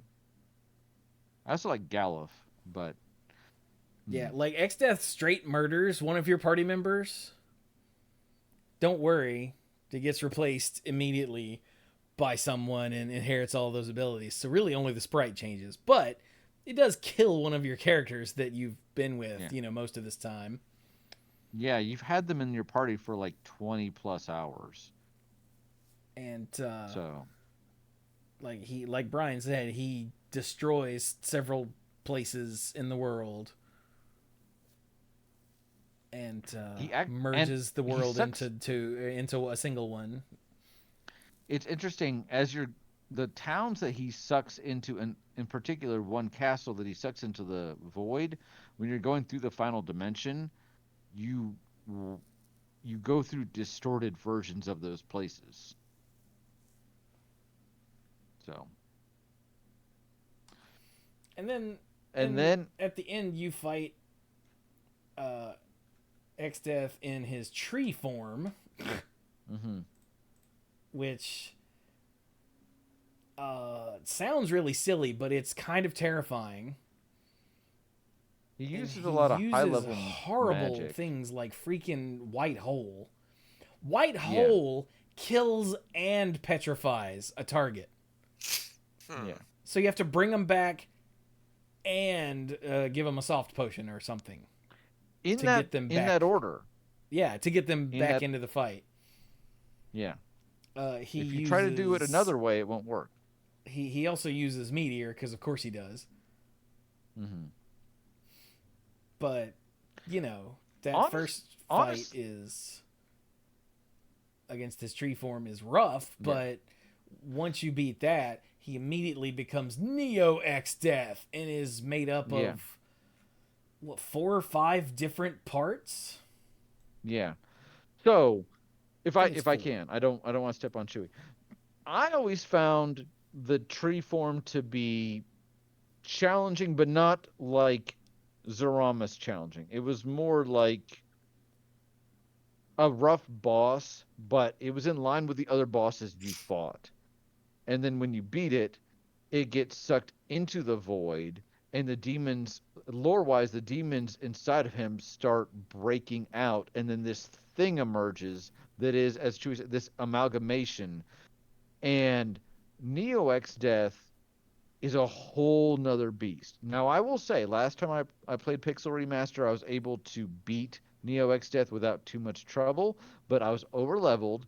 I actually knew how to build the classes of the characters well, and I was using freelancers at the end, which means they get the combined stats of all the different classes they've had so far. Oh, yeah.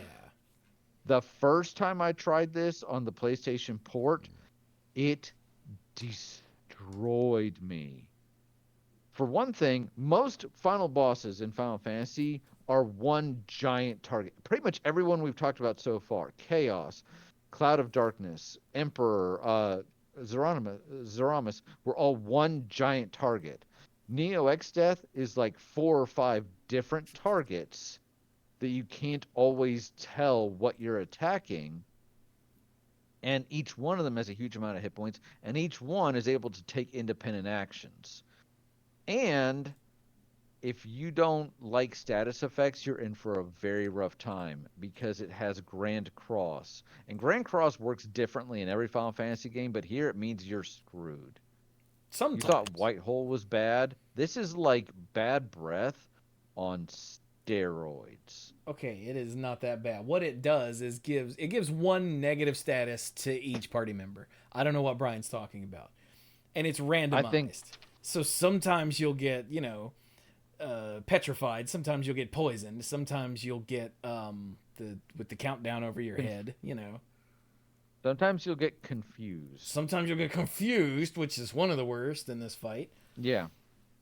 I think maybe the reason I have this is because I felt like I was pretty strong going into this battle, and it always seemed like it was the most inconvenient status effects, or it was the ones that I didn't have protection from. Yeah. So all of a sudden it's, oh, my healer has confusion. Well, crap. So I'm probably looking back at it now with and I'm twitching a bit, but again, because these all have independent actions, one is going to do that, and then the next one in line is going to just nuke you. Yeah, so. It casts Almagest, whatever, which is a holy elemental damage that hits the whole party and gives them sap. So it's sort of like Big Bang. Yeah. And he has a horrible tendency to do those because two different parts of him use those two spells. It has a horrible chance of happening back to back. Mm-hmm. This one can be rough, and I think maybe because again it operates so differently from other final bosses. Again, last time I fought it, I was stacked, and I was like, rapid fire, you're dead.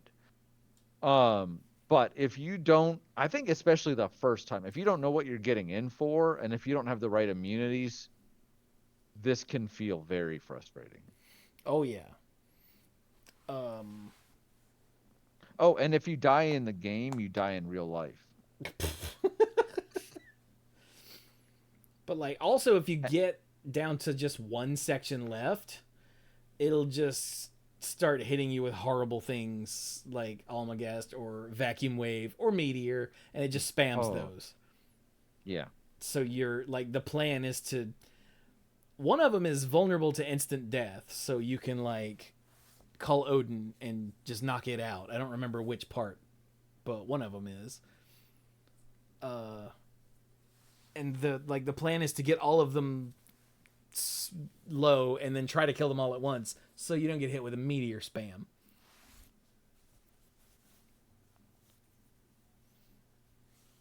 And it's rough, but by the time I got here in my playthrough, I had every job maxed out, so my freelancers were gods. So he was actually kind of easy. It was like Bahamut, rapid fire dual wield. Bahamut, rapid fire dual wield. Oh, I won? Oh, Yeah. I feel like we should have a disclaimer. That is not going to be everyone's experience. Not at all. So, yeah. But yeah, as far as villains go, I loved X-Death. He was menacing but not scary. He was a Saturday morning cartoon villain. He said, and I quote, "Mwahaha," out loud.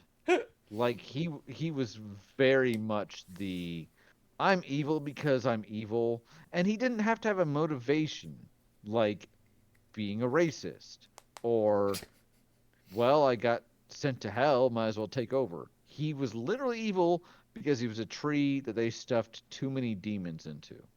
Yeah. But he was like Mike brought up Mum-Ra earlier. He was like Mum-Ra. That given half a chance, he would wipe the floor with your party. But you weren't really worried that he was gonna do that. He turned into a sliver, a splinter, and then had an anime fight with a turtle. That's both stupid and supremely badass. And he's not he's sort of like Golbez, and then he's not one of those villains that you don't see. He pops up several times throughout the story. He's always around. So I found the name I was looking for. An ancient evil called Enuo. Enuo was an ancient evil that created the void. Oh. The people of the world succeeded in defeating Enuo using the 12 legendary weapons, but could not destroy the void. So they used the crystals to cover it up. There you go then.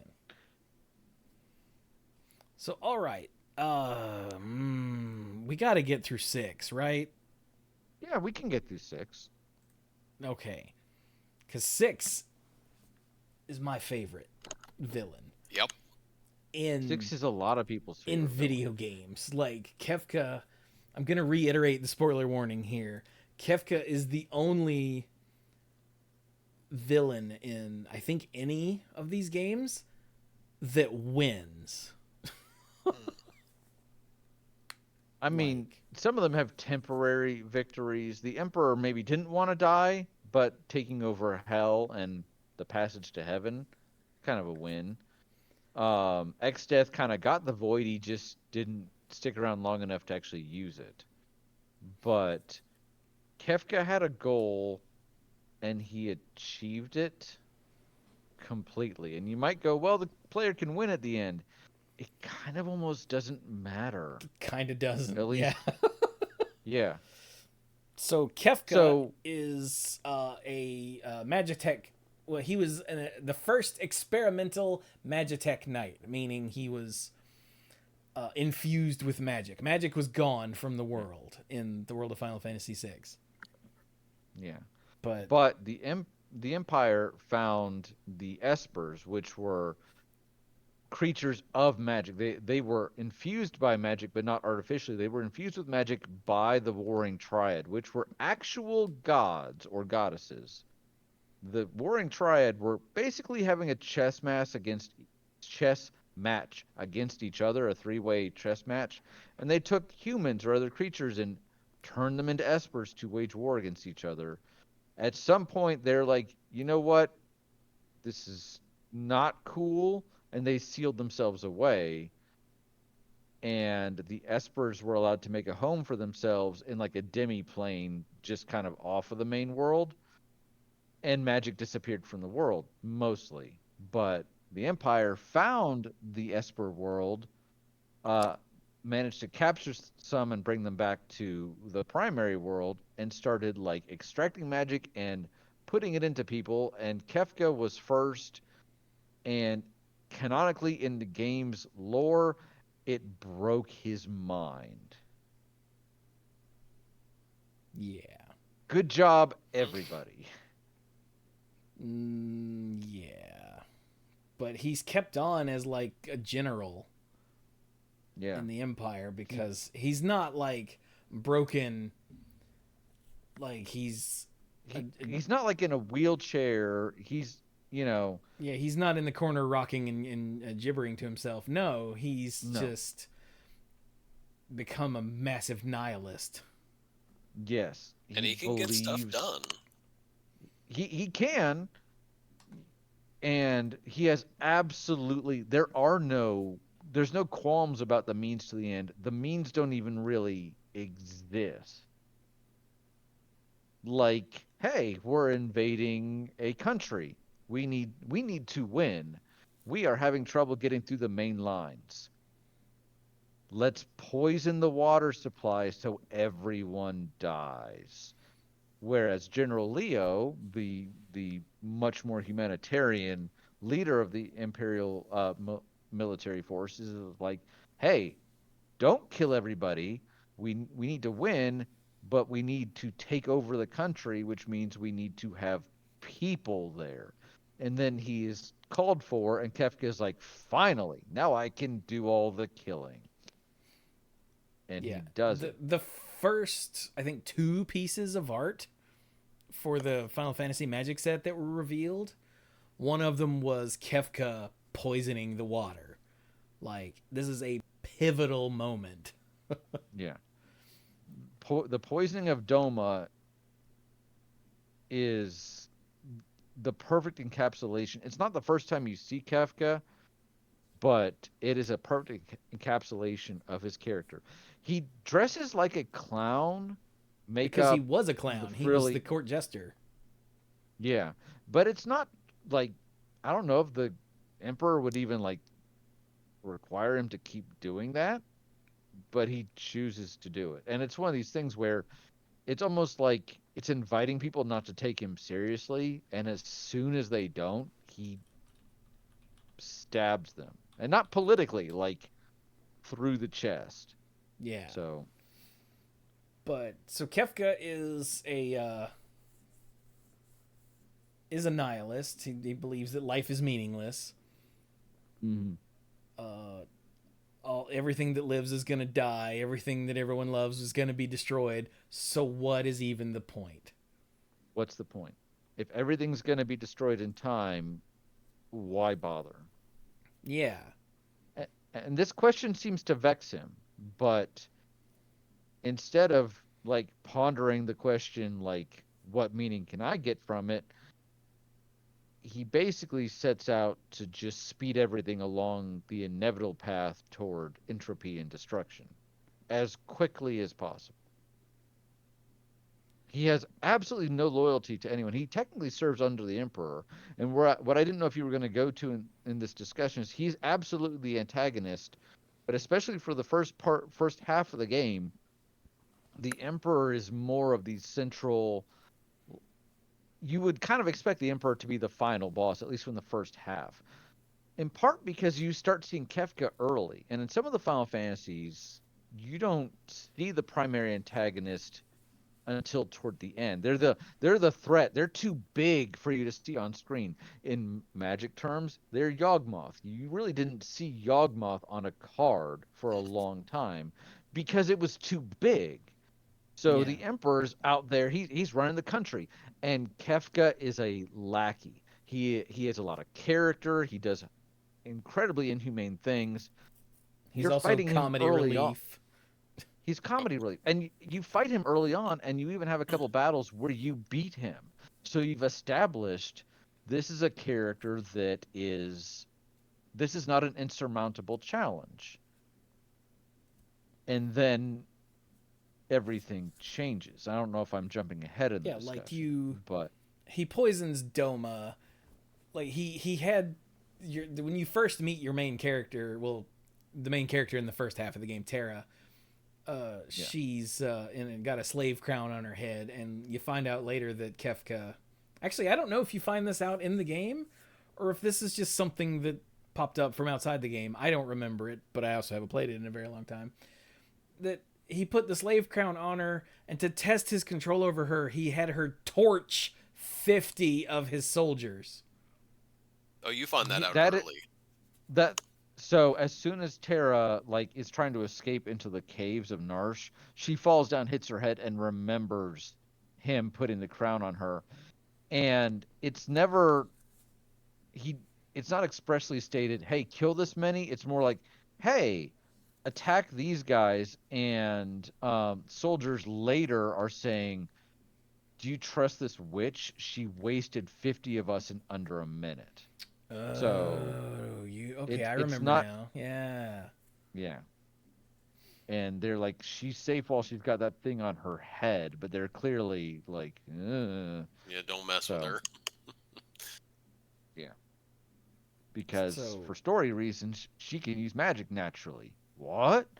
But that's Yeah. getting into Terra's story. But later in the game, when you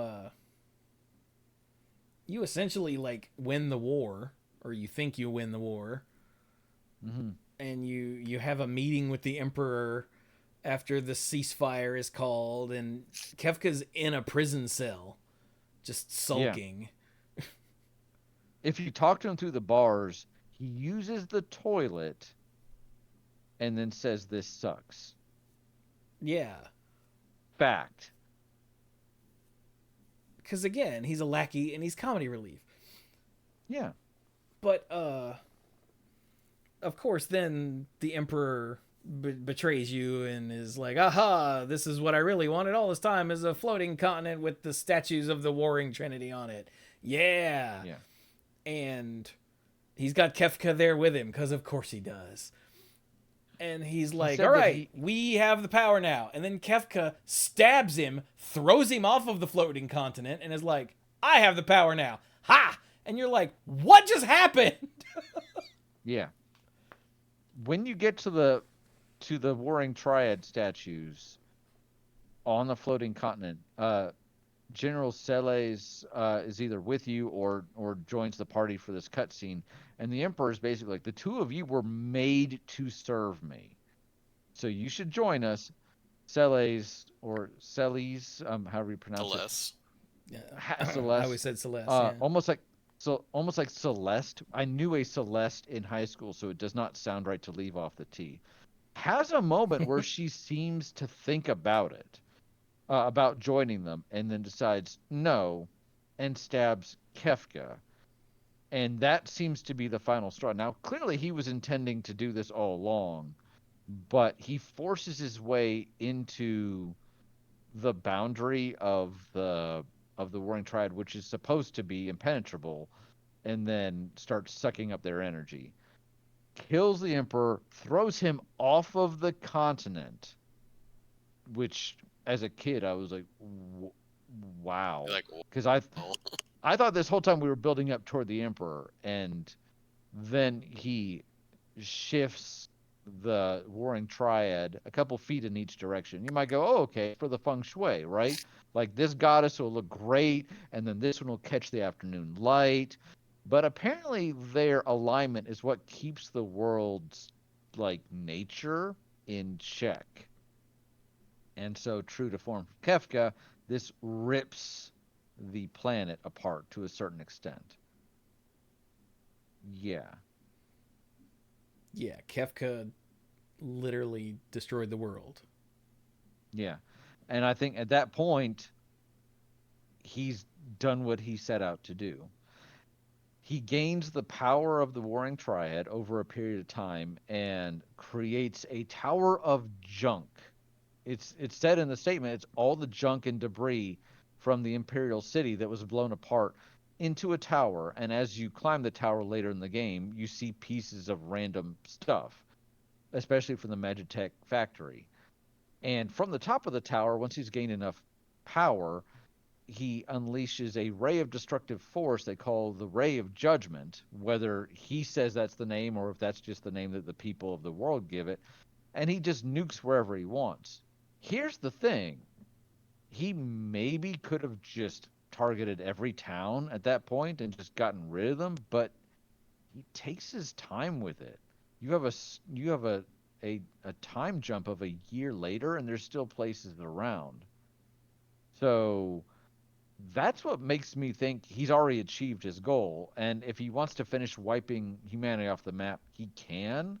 But he's already caused basically despair and complete loss of hope for most of the world's population. They're Yeah. going to all eventually die off anyway. He has the power of a god, so thumbs up. Yay. Go ahead, Chewie. So, yeah, Kefka is horrible. Yes. Now, you really don't see or hear much from Kefka. Occasionally, the Ray of Judgment will sweep across the landscape at certain points in the story, but you really don't see Kefka anymore in the second half. But you don't have to. Now he's the big bad, and you got to go get him. But I do appreciate the fact that you see him a lot in the first half, whereas in some yeah. of the games, like we said, you don't really see the enemy until the end. At this point, you know who he is. So yeah.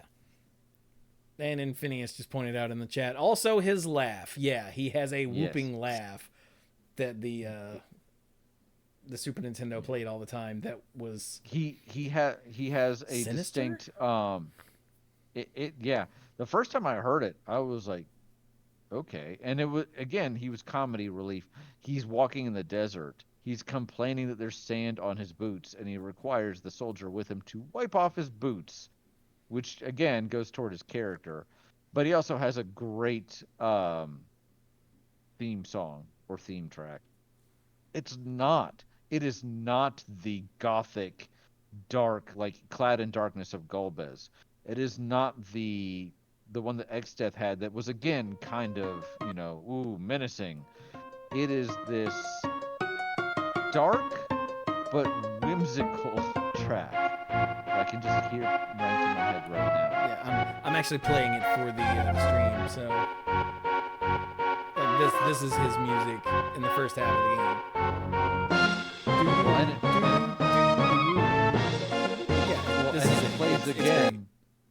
It plays again when you confront him on top of the tower too. So just goes to show he hasn't changed. He's gained the power of the goddesses, but he's still exactly who he was this whole time.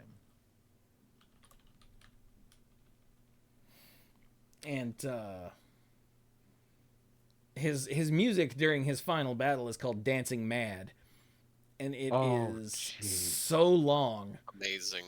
And it Yeah, it's is 15 easily, minutes. yeah, it's 15 easily one of minutes the long. it's easily one of the I've best heard- pieces of music I've ever I've heard so many arrangements of Dancing Mad too. And I got most of them. I'm sorry. Well, I appreciate people took the time to put these together. I still, except for maybe one or two, I still prefer the original version. So, but as you're going up the tower, and you've gone through a whole broken world of trying to get your party back together, you're finally ascending the tower. You destroy the somewhat weakened but still credible bosses that are the Warring Triad, and when you just destroy the last one, the party remarks, "Magic's still around," and oh shoot, he absorbed too much of it. So then you have to fight him. But when you go to fight him, he mentions, "I prepared some entertainment for you," and it is a multi-stage boss battle.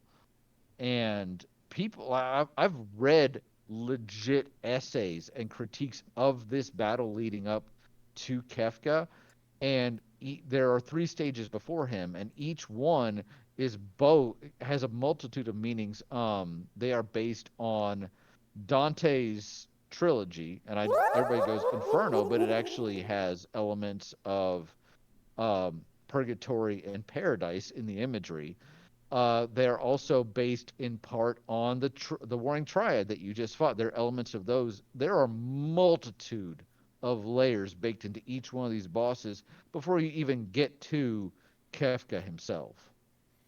And who is a Dancing giant, Man. mostly naked, covered only by a toga, partially angel. Yeah. Yep. Which for what I guess 13-year-old Brian at the time was like, this was we've seen this sort of imagery in video games a couple times now. I haven't gotten jaded to it, but this was really for me one of the first times of seeing this kind of reversal. This kind of like, oh, here's an image that has always been associated, especially with my upbringing, as something holy and sacrosanct, and it's essentially a perversion by the most twisted person in the entire world, and is set against a backdrop of clouds with rays of sunlight coming down the middle. It's basically heaven is what is evocative of it. And it's this juxtaposition, this again, this holy object with Kefka's face on it. And some of the wings, because it has multitude of wings, are very much shadowed and looking borderline Bat-like. twisted. Yeah. Yeah. I mean, one of his attacks So- is even called Fallen One. Yeah. Like, they were Which not immediately- subtle in their No. symbolism here. Yeah. Also, let me play his laugh one more time for the people listening. Oh, it's so good.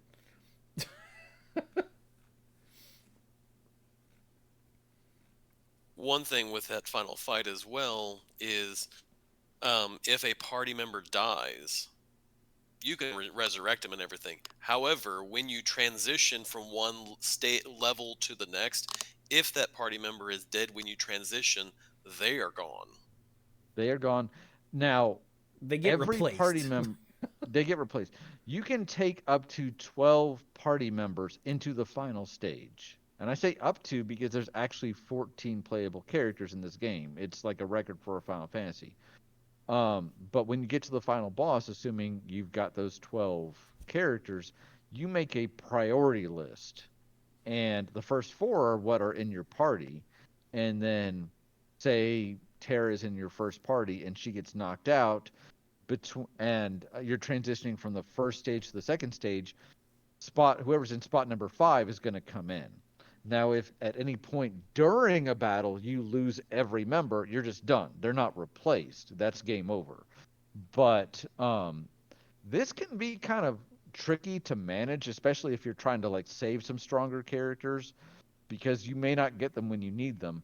And at the second to last, at the penultimate boss, there are 2 targets. One tends to resurrect the other, and then when you beat the last one, it has an instant death move that if it fails, it repeats more than once. So almost certainly one of your guys is getting knocked out. So that to me was always tricky. I was like, don't target Shadow, don't target, dagnabbit. So yeah. As far as the boss himself, he immediately uses, after a speech, he immediately uses Fallen One, which resets all of your character's hit points to 1. And at this point, who you've got is who you've got. And then he has strong magic attacks. I think he has Ultima, but he doesn't use it very frequently. He has the strongest physical attack in the game called Havoc Wing. And then at a certain point, an image of his head appears and it says everything ends in chaos. The screen starts to shake, and then he uses an attack that really pushes the graphics engine at the time to its limit, where you have all these things and it looks like a flare star. In the original SNES, it was called Goner, and then for versions going forward, it's called Forsaken, and it just deals massive damage to everybody. So, and it looks really cool.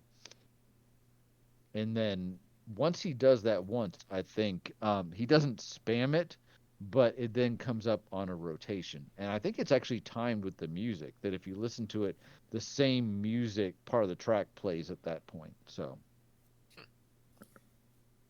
he is awesome. If you are adequately leveled, he is also, I'm almost sad to say, but not really. He is one of the easier entries on this list. Yeah. I don't remember. Which may not be a bad thing. I don't remember having super a lot of trouble. I haven't played 6 on the Pixel Remaster yet, but I don't remember having a super hard time with him when I was a kid. 6 in of itself is not a super hard game. It is harder than 4. 4, as much as I love it, is generally not a hard game. Zaramis feels way out of whack with everything else. And there are tight moments, but generally it's not too bad. 6, the characters are generally strong. Any character, because of the way that magic works in the game, can really learn any spell if you just have time. It's kind of like in 5, all your characters can have all the classes. In 6, you can't change classes. Sabin is always going to be a monk. Edgar is always going to be a machinist, things like that. But any of them can learn any spell, which means every character can be a healer. So the battle against Kefka starts. He uses not Forsaken, but Fallen One, and you're immediately healing back up to max if you can. And then as long as you can control and just watch his pattern, you're going to be okay. There's nothing about the battle that is broken. Havoc Wing will probably kill somebody because it is immense physical damage, but it's one guy, and then you're probably going to recover. So there are magic in that game is very strong. There are a lot of very good spells. There's even a life spell that is a preventative life. You put it on somebody, life 3, or it might be re-arise or something. I think it's and then re-raise when they take in later versions. And when that person gets knocked out, they're brought back. They're not brought back with full health, but it's a very good way to survive a wipe. So, yeah, they're Kefka, honestly, again, it may sound like, oh, he's not as tough. I would rather have a Kefka, especially because it means I stand a decent chance of winning if I'm prepared, which keep in mind there's the gauntlet to get to him. But I would rather do that and experience the story and enjoy it than something like we talked about with Zeramis, where you're forced to go into it and see the scene so many times. Yeah. But gameplay aside, like I said, Kefka is my favorite villain because it's sort of like X-Death. His motivation is, this is what I am. Screw you. Which I always appreciate. He doesn't have the deepest backstory, but he won. And he won, and the fact that he's not evil for evil's sake. He's evil because he's insane. You might go, oh, you'd have to be insane to want to swallow the world in the void like X-Death, but that's more of a your ends really make no sense sort of thing. Kefka is actually insane, and you actually see it play out throughout the game. It's not the game saying, we hear this guy's insane. You watch him do these things, and you're like, dude. So I would ask you sometimes, what is more terrifying? The person that's truly evil, you know, with a bazooka. Bear with me here. Or the crazy person waving a gun in your face. Both of those are bad, by the way.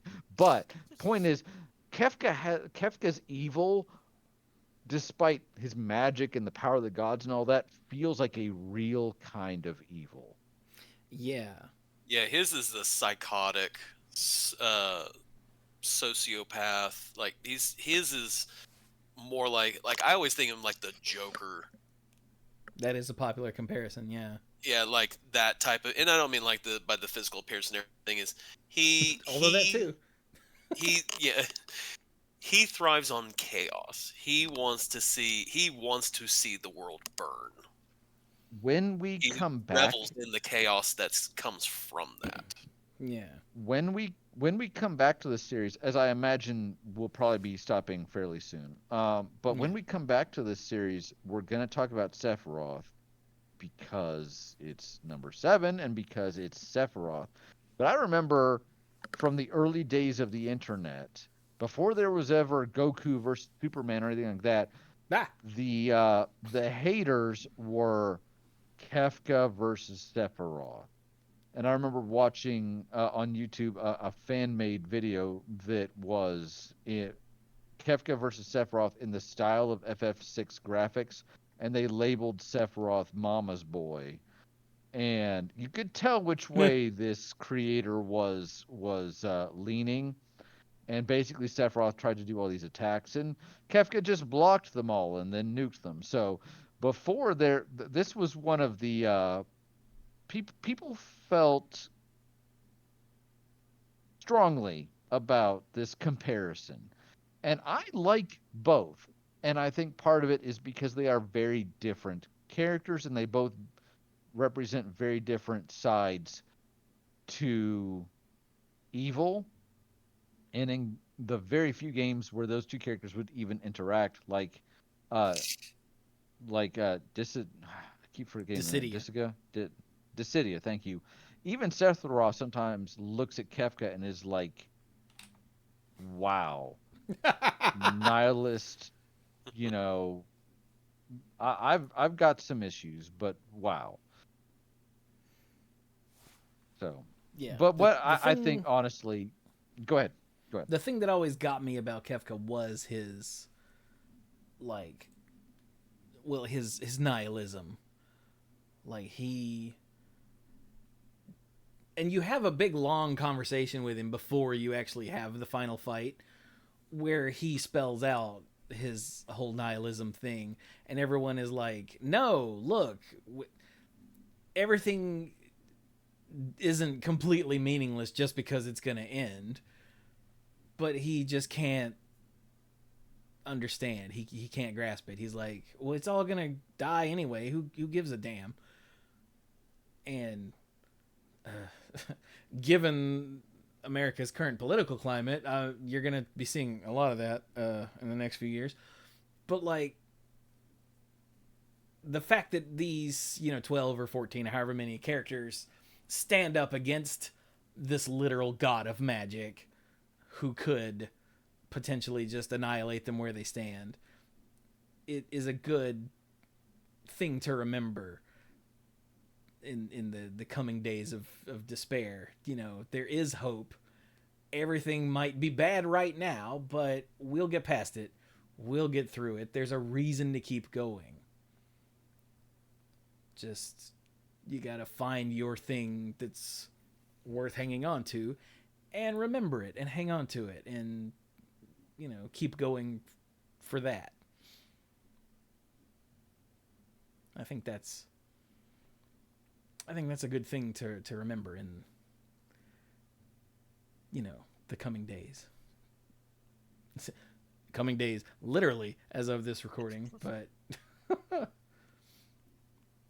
I didn't mean to turn it back around to current events, but it seems so fitting.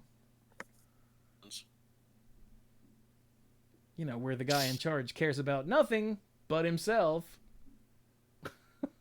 Sound familiar? Kind of sounds familiar. A little bit. Yeah. So, I guess we'll stop there because it's very late. But that shows you the range of how the primary antagonist / final boss ranges from just a nothing all the way to one of the best villains in video games.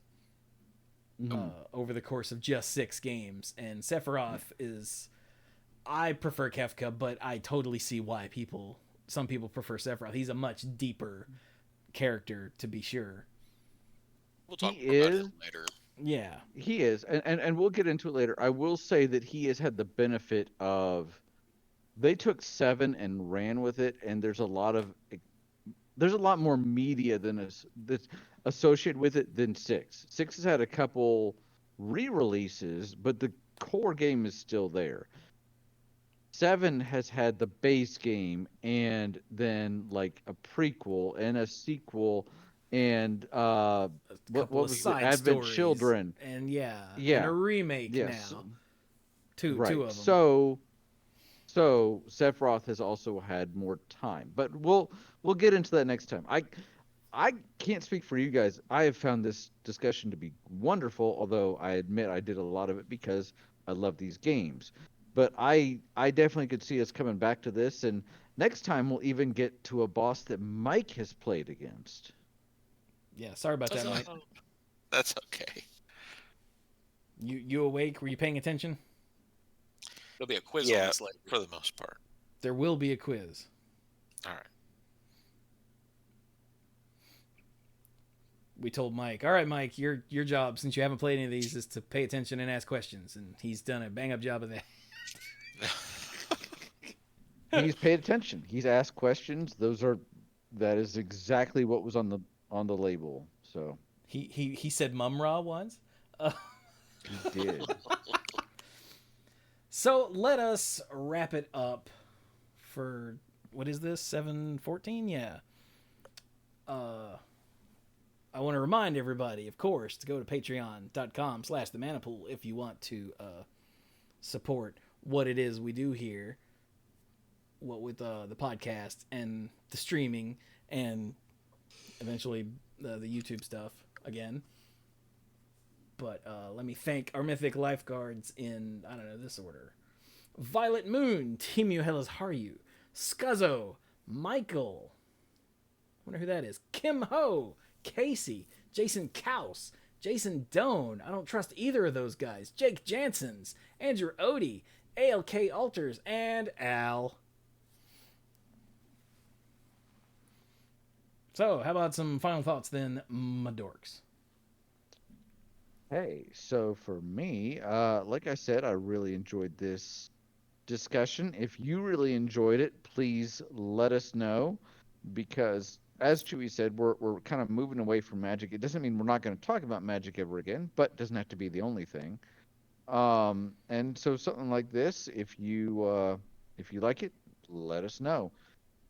On a personal level, I didn't get into this at the beginning of the show, but I've really been it feels like weird to say I'm a fan of final bosses, but a final boss for me can make or break a game because it's the conclusion. It's what everything has been building toward. And if it's satisfying, that's great. And if it's a letdown, it's like, well, what have I been working on?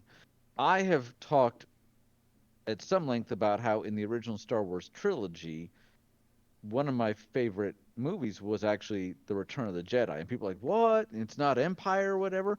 And because to me it represents the end of the arc. You see Luke actually like get his stuff together and not be 100% whiny all the time. You see the Emperor at a time when that really had some weight to it. You see Vader's redemption.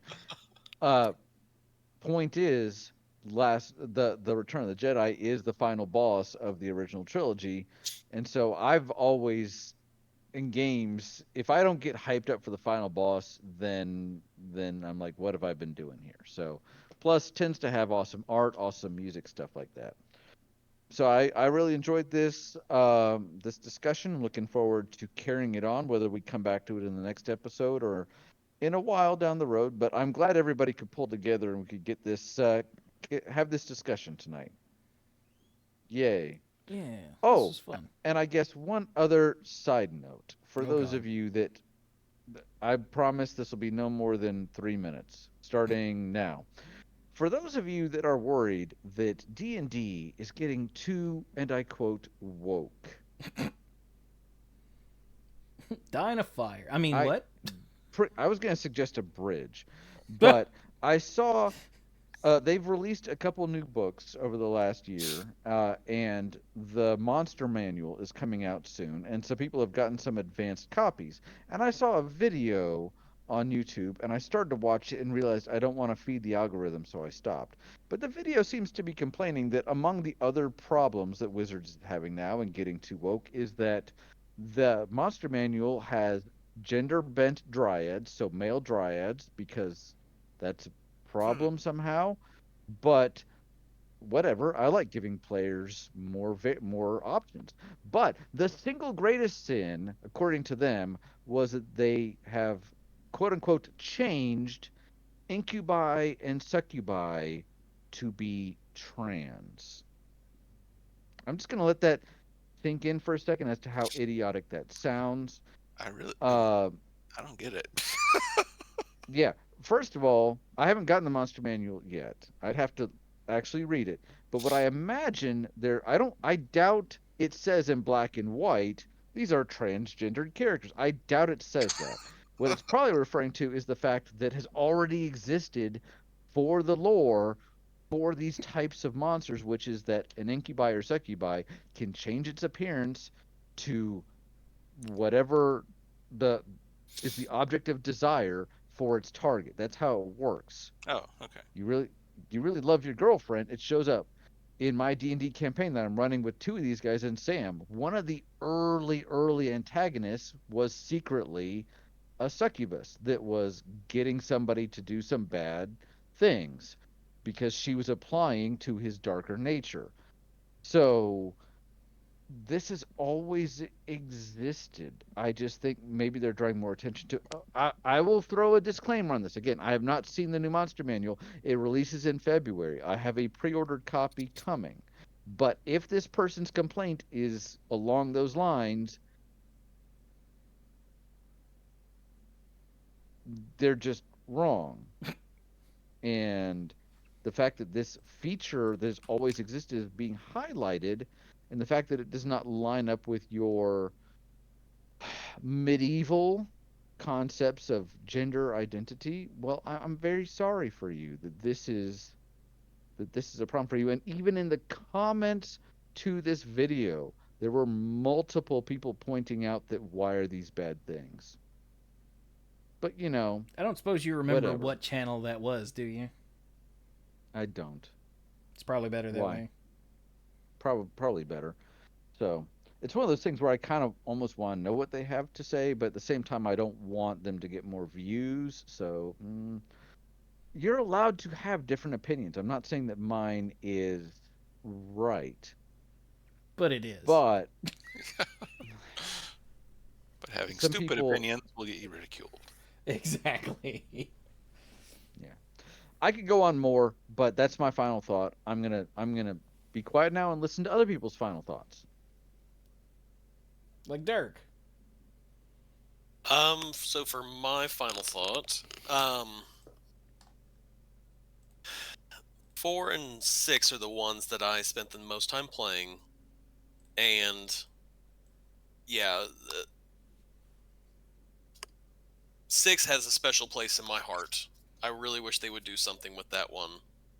I don't know if they ever will, but here's always the hope.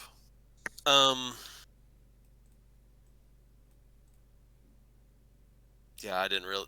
There's just like a lot of what was discussed in this was covered, and there's not much for me to add to it.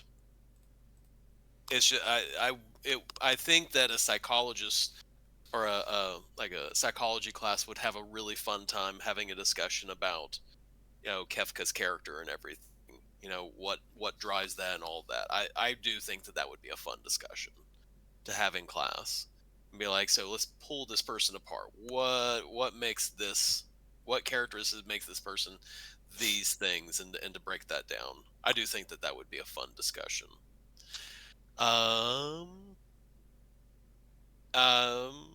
Yeah, I think that's essentially it. I would just be rambling beyond this, so that's my final thought. Fair enough. Mike, I know you've talked your head off this episode, but do you have any final thoughts to add? I the whole Final Fantasy series itself is fascinating. It's I myself have only played one of the games, but I've sat around and watched other people play numerous other games. Like, even though I couldn't hear the sound effect when you were playing the Kefka laugh earlier, Chewy, I knew what it sounded like because I heard it so many times when I was watching one of my friends play that one back in the day. It sticks in your head. Yeah, it does. So it was interesting to hear more about the villains in the earlier games, and it wasn't surprising to hear some of the, oh look, it's a monster, kill it, kind of way that some of them showed up. Earlier video games were just designed more primitively compared to later video games. So Yeah. But yeah, it's still been interesting and engaging to sit back and listen. Nice.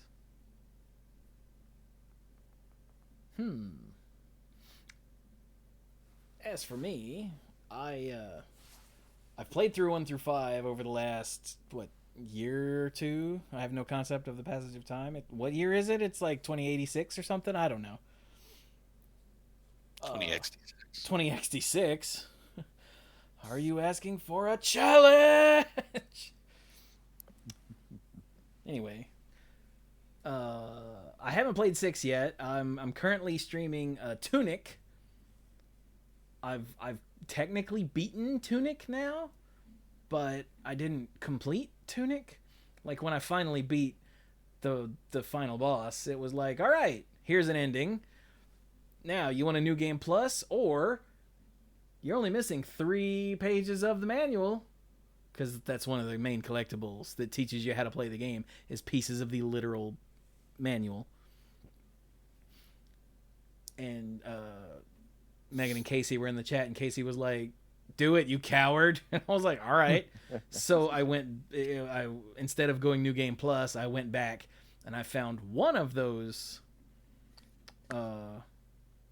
manual pages, and I have found a few other very obscure hidden secrets, which if you've ever played Fez, it's sort of like that. Like, you'll go into a room and there's a design on the wall, and it turns out that design is how you unlock something. What? Huh? I went into a room that I had apparently been to before. I didn't remember coming in here, but the treasure chest was open, so I clearly did. And I was like, how did I get there? And I used my little zippy dash that I got to cross the space in front of it. And I was like, but how did I get there before? And it turns out there was a big invisible walkway that twisted and turned, around this big empty space. And I was like, oh God, I bet this is a puzzle. So I had to retrace my steps along it and write down things. And then when I got done, I inputted the proper things, and boom, a chest appeared. And I was like, oh! And I felt like a damn genius. Excuse me. Because there's no indication of that. But because I'd been playing the game, I was like, oh, I bet this is a thing. And it was, and I felt smart. Nice. Awesome. So, yeah, once I asked Casey, because she's, finished Tunic, I'm like, should I keep streaming this? Or is it just, housekeeping? Is it cleanup? I just have to wander around and find hidden stuff. She's like, there's more to this game that once you figure it out, will be more content that is worth streaming. And I went, okay. But once I'm done with Tunic, I'm going to start Final Fantasy VI, finally, which is my favoritist of the games in the Pixel Remaster. And I really hope that the Pixel Remaster version doesn't make me sad. I don't think I really it will. enjoyed it, so Yeah. But that's Yep. me. I've seen a lot of reviews of the Pixel remasters that are like 1 through 5, great, 6, meh. I'm like, what? They're like, they made it worse. But the things they're complaining about are things that don't bother me. So I'm pretty sure I will have a good old time and love every minute of it. But, reviewers can't just be like, I loved this. They have to be like, man, nitpick. So whatever. Because it gets them more views. Yeah, like, why Final Fantasy VI Pixel Remaster sucks. That gets people to click on it. They got me to click on it. I'm like, whoa, no, what'd they do? And they're like, oh, they changed the graphics. Like, shut up, idiot. Okay, the whole point was to make the graphics better, but also not make it like cartoony like one of the versions did. But anyway, Yeah, exactly. Oh yeah, the mobile port had But yeah, that's next up. In the meantime, I'm still streaming things like Balatro, the poker roguelike, which if you haven't played, I would say play it, but it might destroy your life because it's so good. It is one of the best designed video games I think I've ever played. Because it's a roguelike deck builder, but it's built on poker and a 52 card, playing card deck. So you have an intuitive understanding of it already, and it just builds on it from there. And while it has lots and lots of layers, they're all, once you experience it, you're like, oh, okay. And it all just clicks. It's brilliant. I have been playing it on and off stream just constantly, and I love it so much. But I'm streaming that, Vampire Survivors. I need to go back and do more Power Wash Simulator, and finish Tunic. So I got a lot of stuff going on right now. I'm gonna do Final Fantasy VI, the Chivos for charity stream coming up in March. I've got just an assload of achievements in a list to put on a wheel, spin the wheel to see what random achievement I'm going for next. So I'm trying not to play any of those games for fear that I'll accidentally get some of the achievements that I'm saving for the stream. Yeah, at some point I'm gonna try to figure out what to do with Baldur's Gate 3 on stream. I haven't figured that out yet. I was talking about it in a previous episode. In non-streaming gaming, I've been playing Dead Cells. Well, Balatro. I've been playing Dead Cells again. Rogue Legacy 2 again, which I'd forgotten just how insanely good that is. And I started, I was telling the dorks in the pre-show, I started Yakuza 0 as my big game to play in the living room on the couch on the Steam Deck. And it is glorious. It's it wheels back and forth between being serious as a heart attack story of Japanese mafia and betrayal and loyalty and insanely stupid, over the top, ridiculous nonsense. And I love it. For those that don't know, it's an open world RPG, but the gameplay is a beat 'em up. You've got your skill tree, you've got multiple different fighting styles. At the moment I have 2, but there's a lot of space left on that screen, so I'm guessing I'm going to get 3 or 4 more. And you can put money into learning new moves or whatever. And so the combat, if it ever gets boring, you just switch to a different style and play with that one. Hey! So, yeah, I'm going to play through the Yakuza series, at least the first game, off stream. If people want me to stream them, let me know. And I'll, starting with, what's the first one? Yakuza Kiwami, I think. It's a remake of the first one. Then I'll start doing those on stream at some point, because it's a stupid amount of fun, and I love it. As a matter of fact, if I can talk Renee into letting me, that's what I'm going to go do as soon as we're done. But as far as Final Fantasy goes, I love these games. I'm planning on playing through 6. Like I said, I'm almost certainly going to play through 7. I'm going to mod it up to where it looks better. Up-res the backgrounds and probably the character models and whatnot, but keep the gameplay the way it was originally.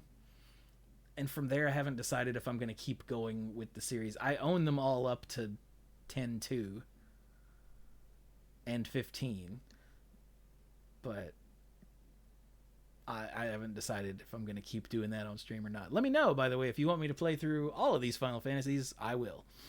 But with that, that's enough out of me. So this has been episode 714 of the Mana Pool. Thank you all so very much for joining us. And don't be the one who just wants the world to burn. Yeah.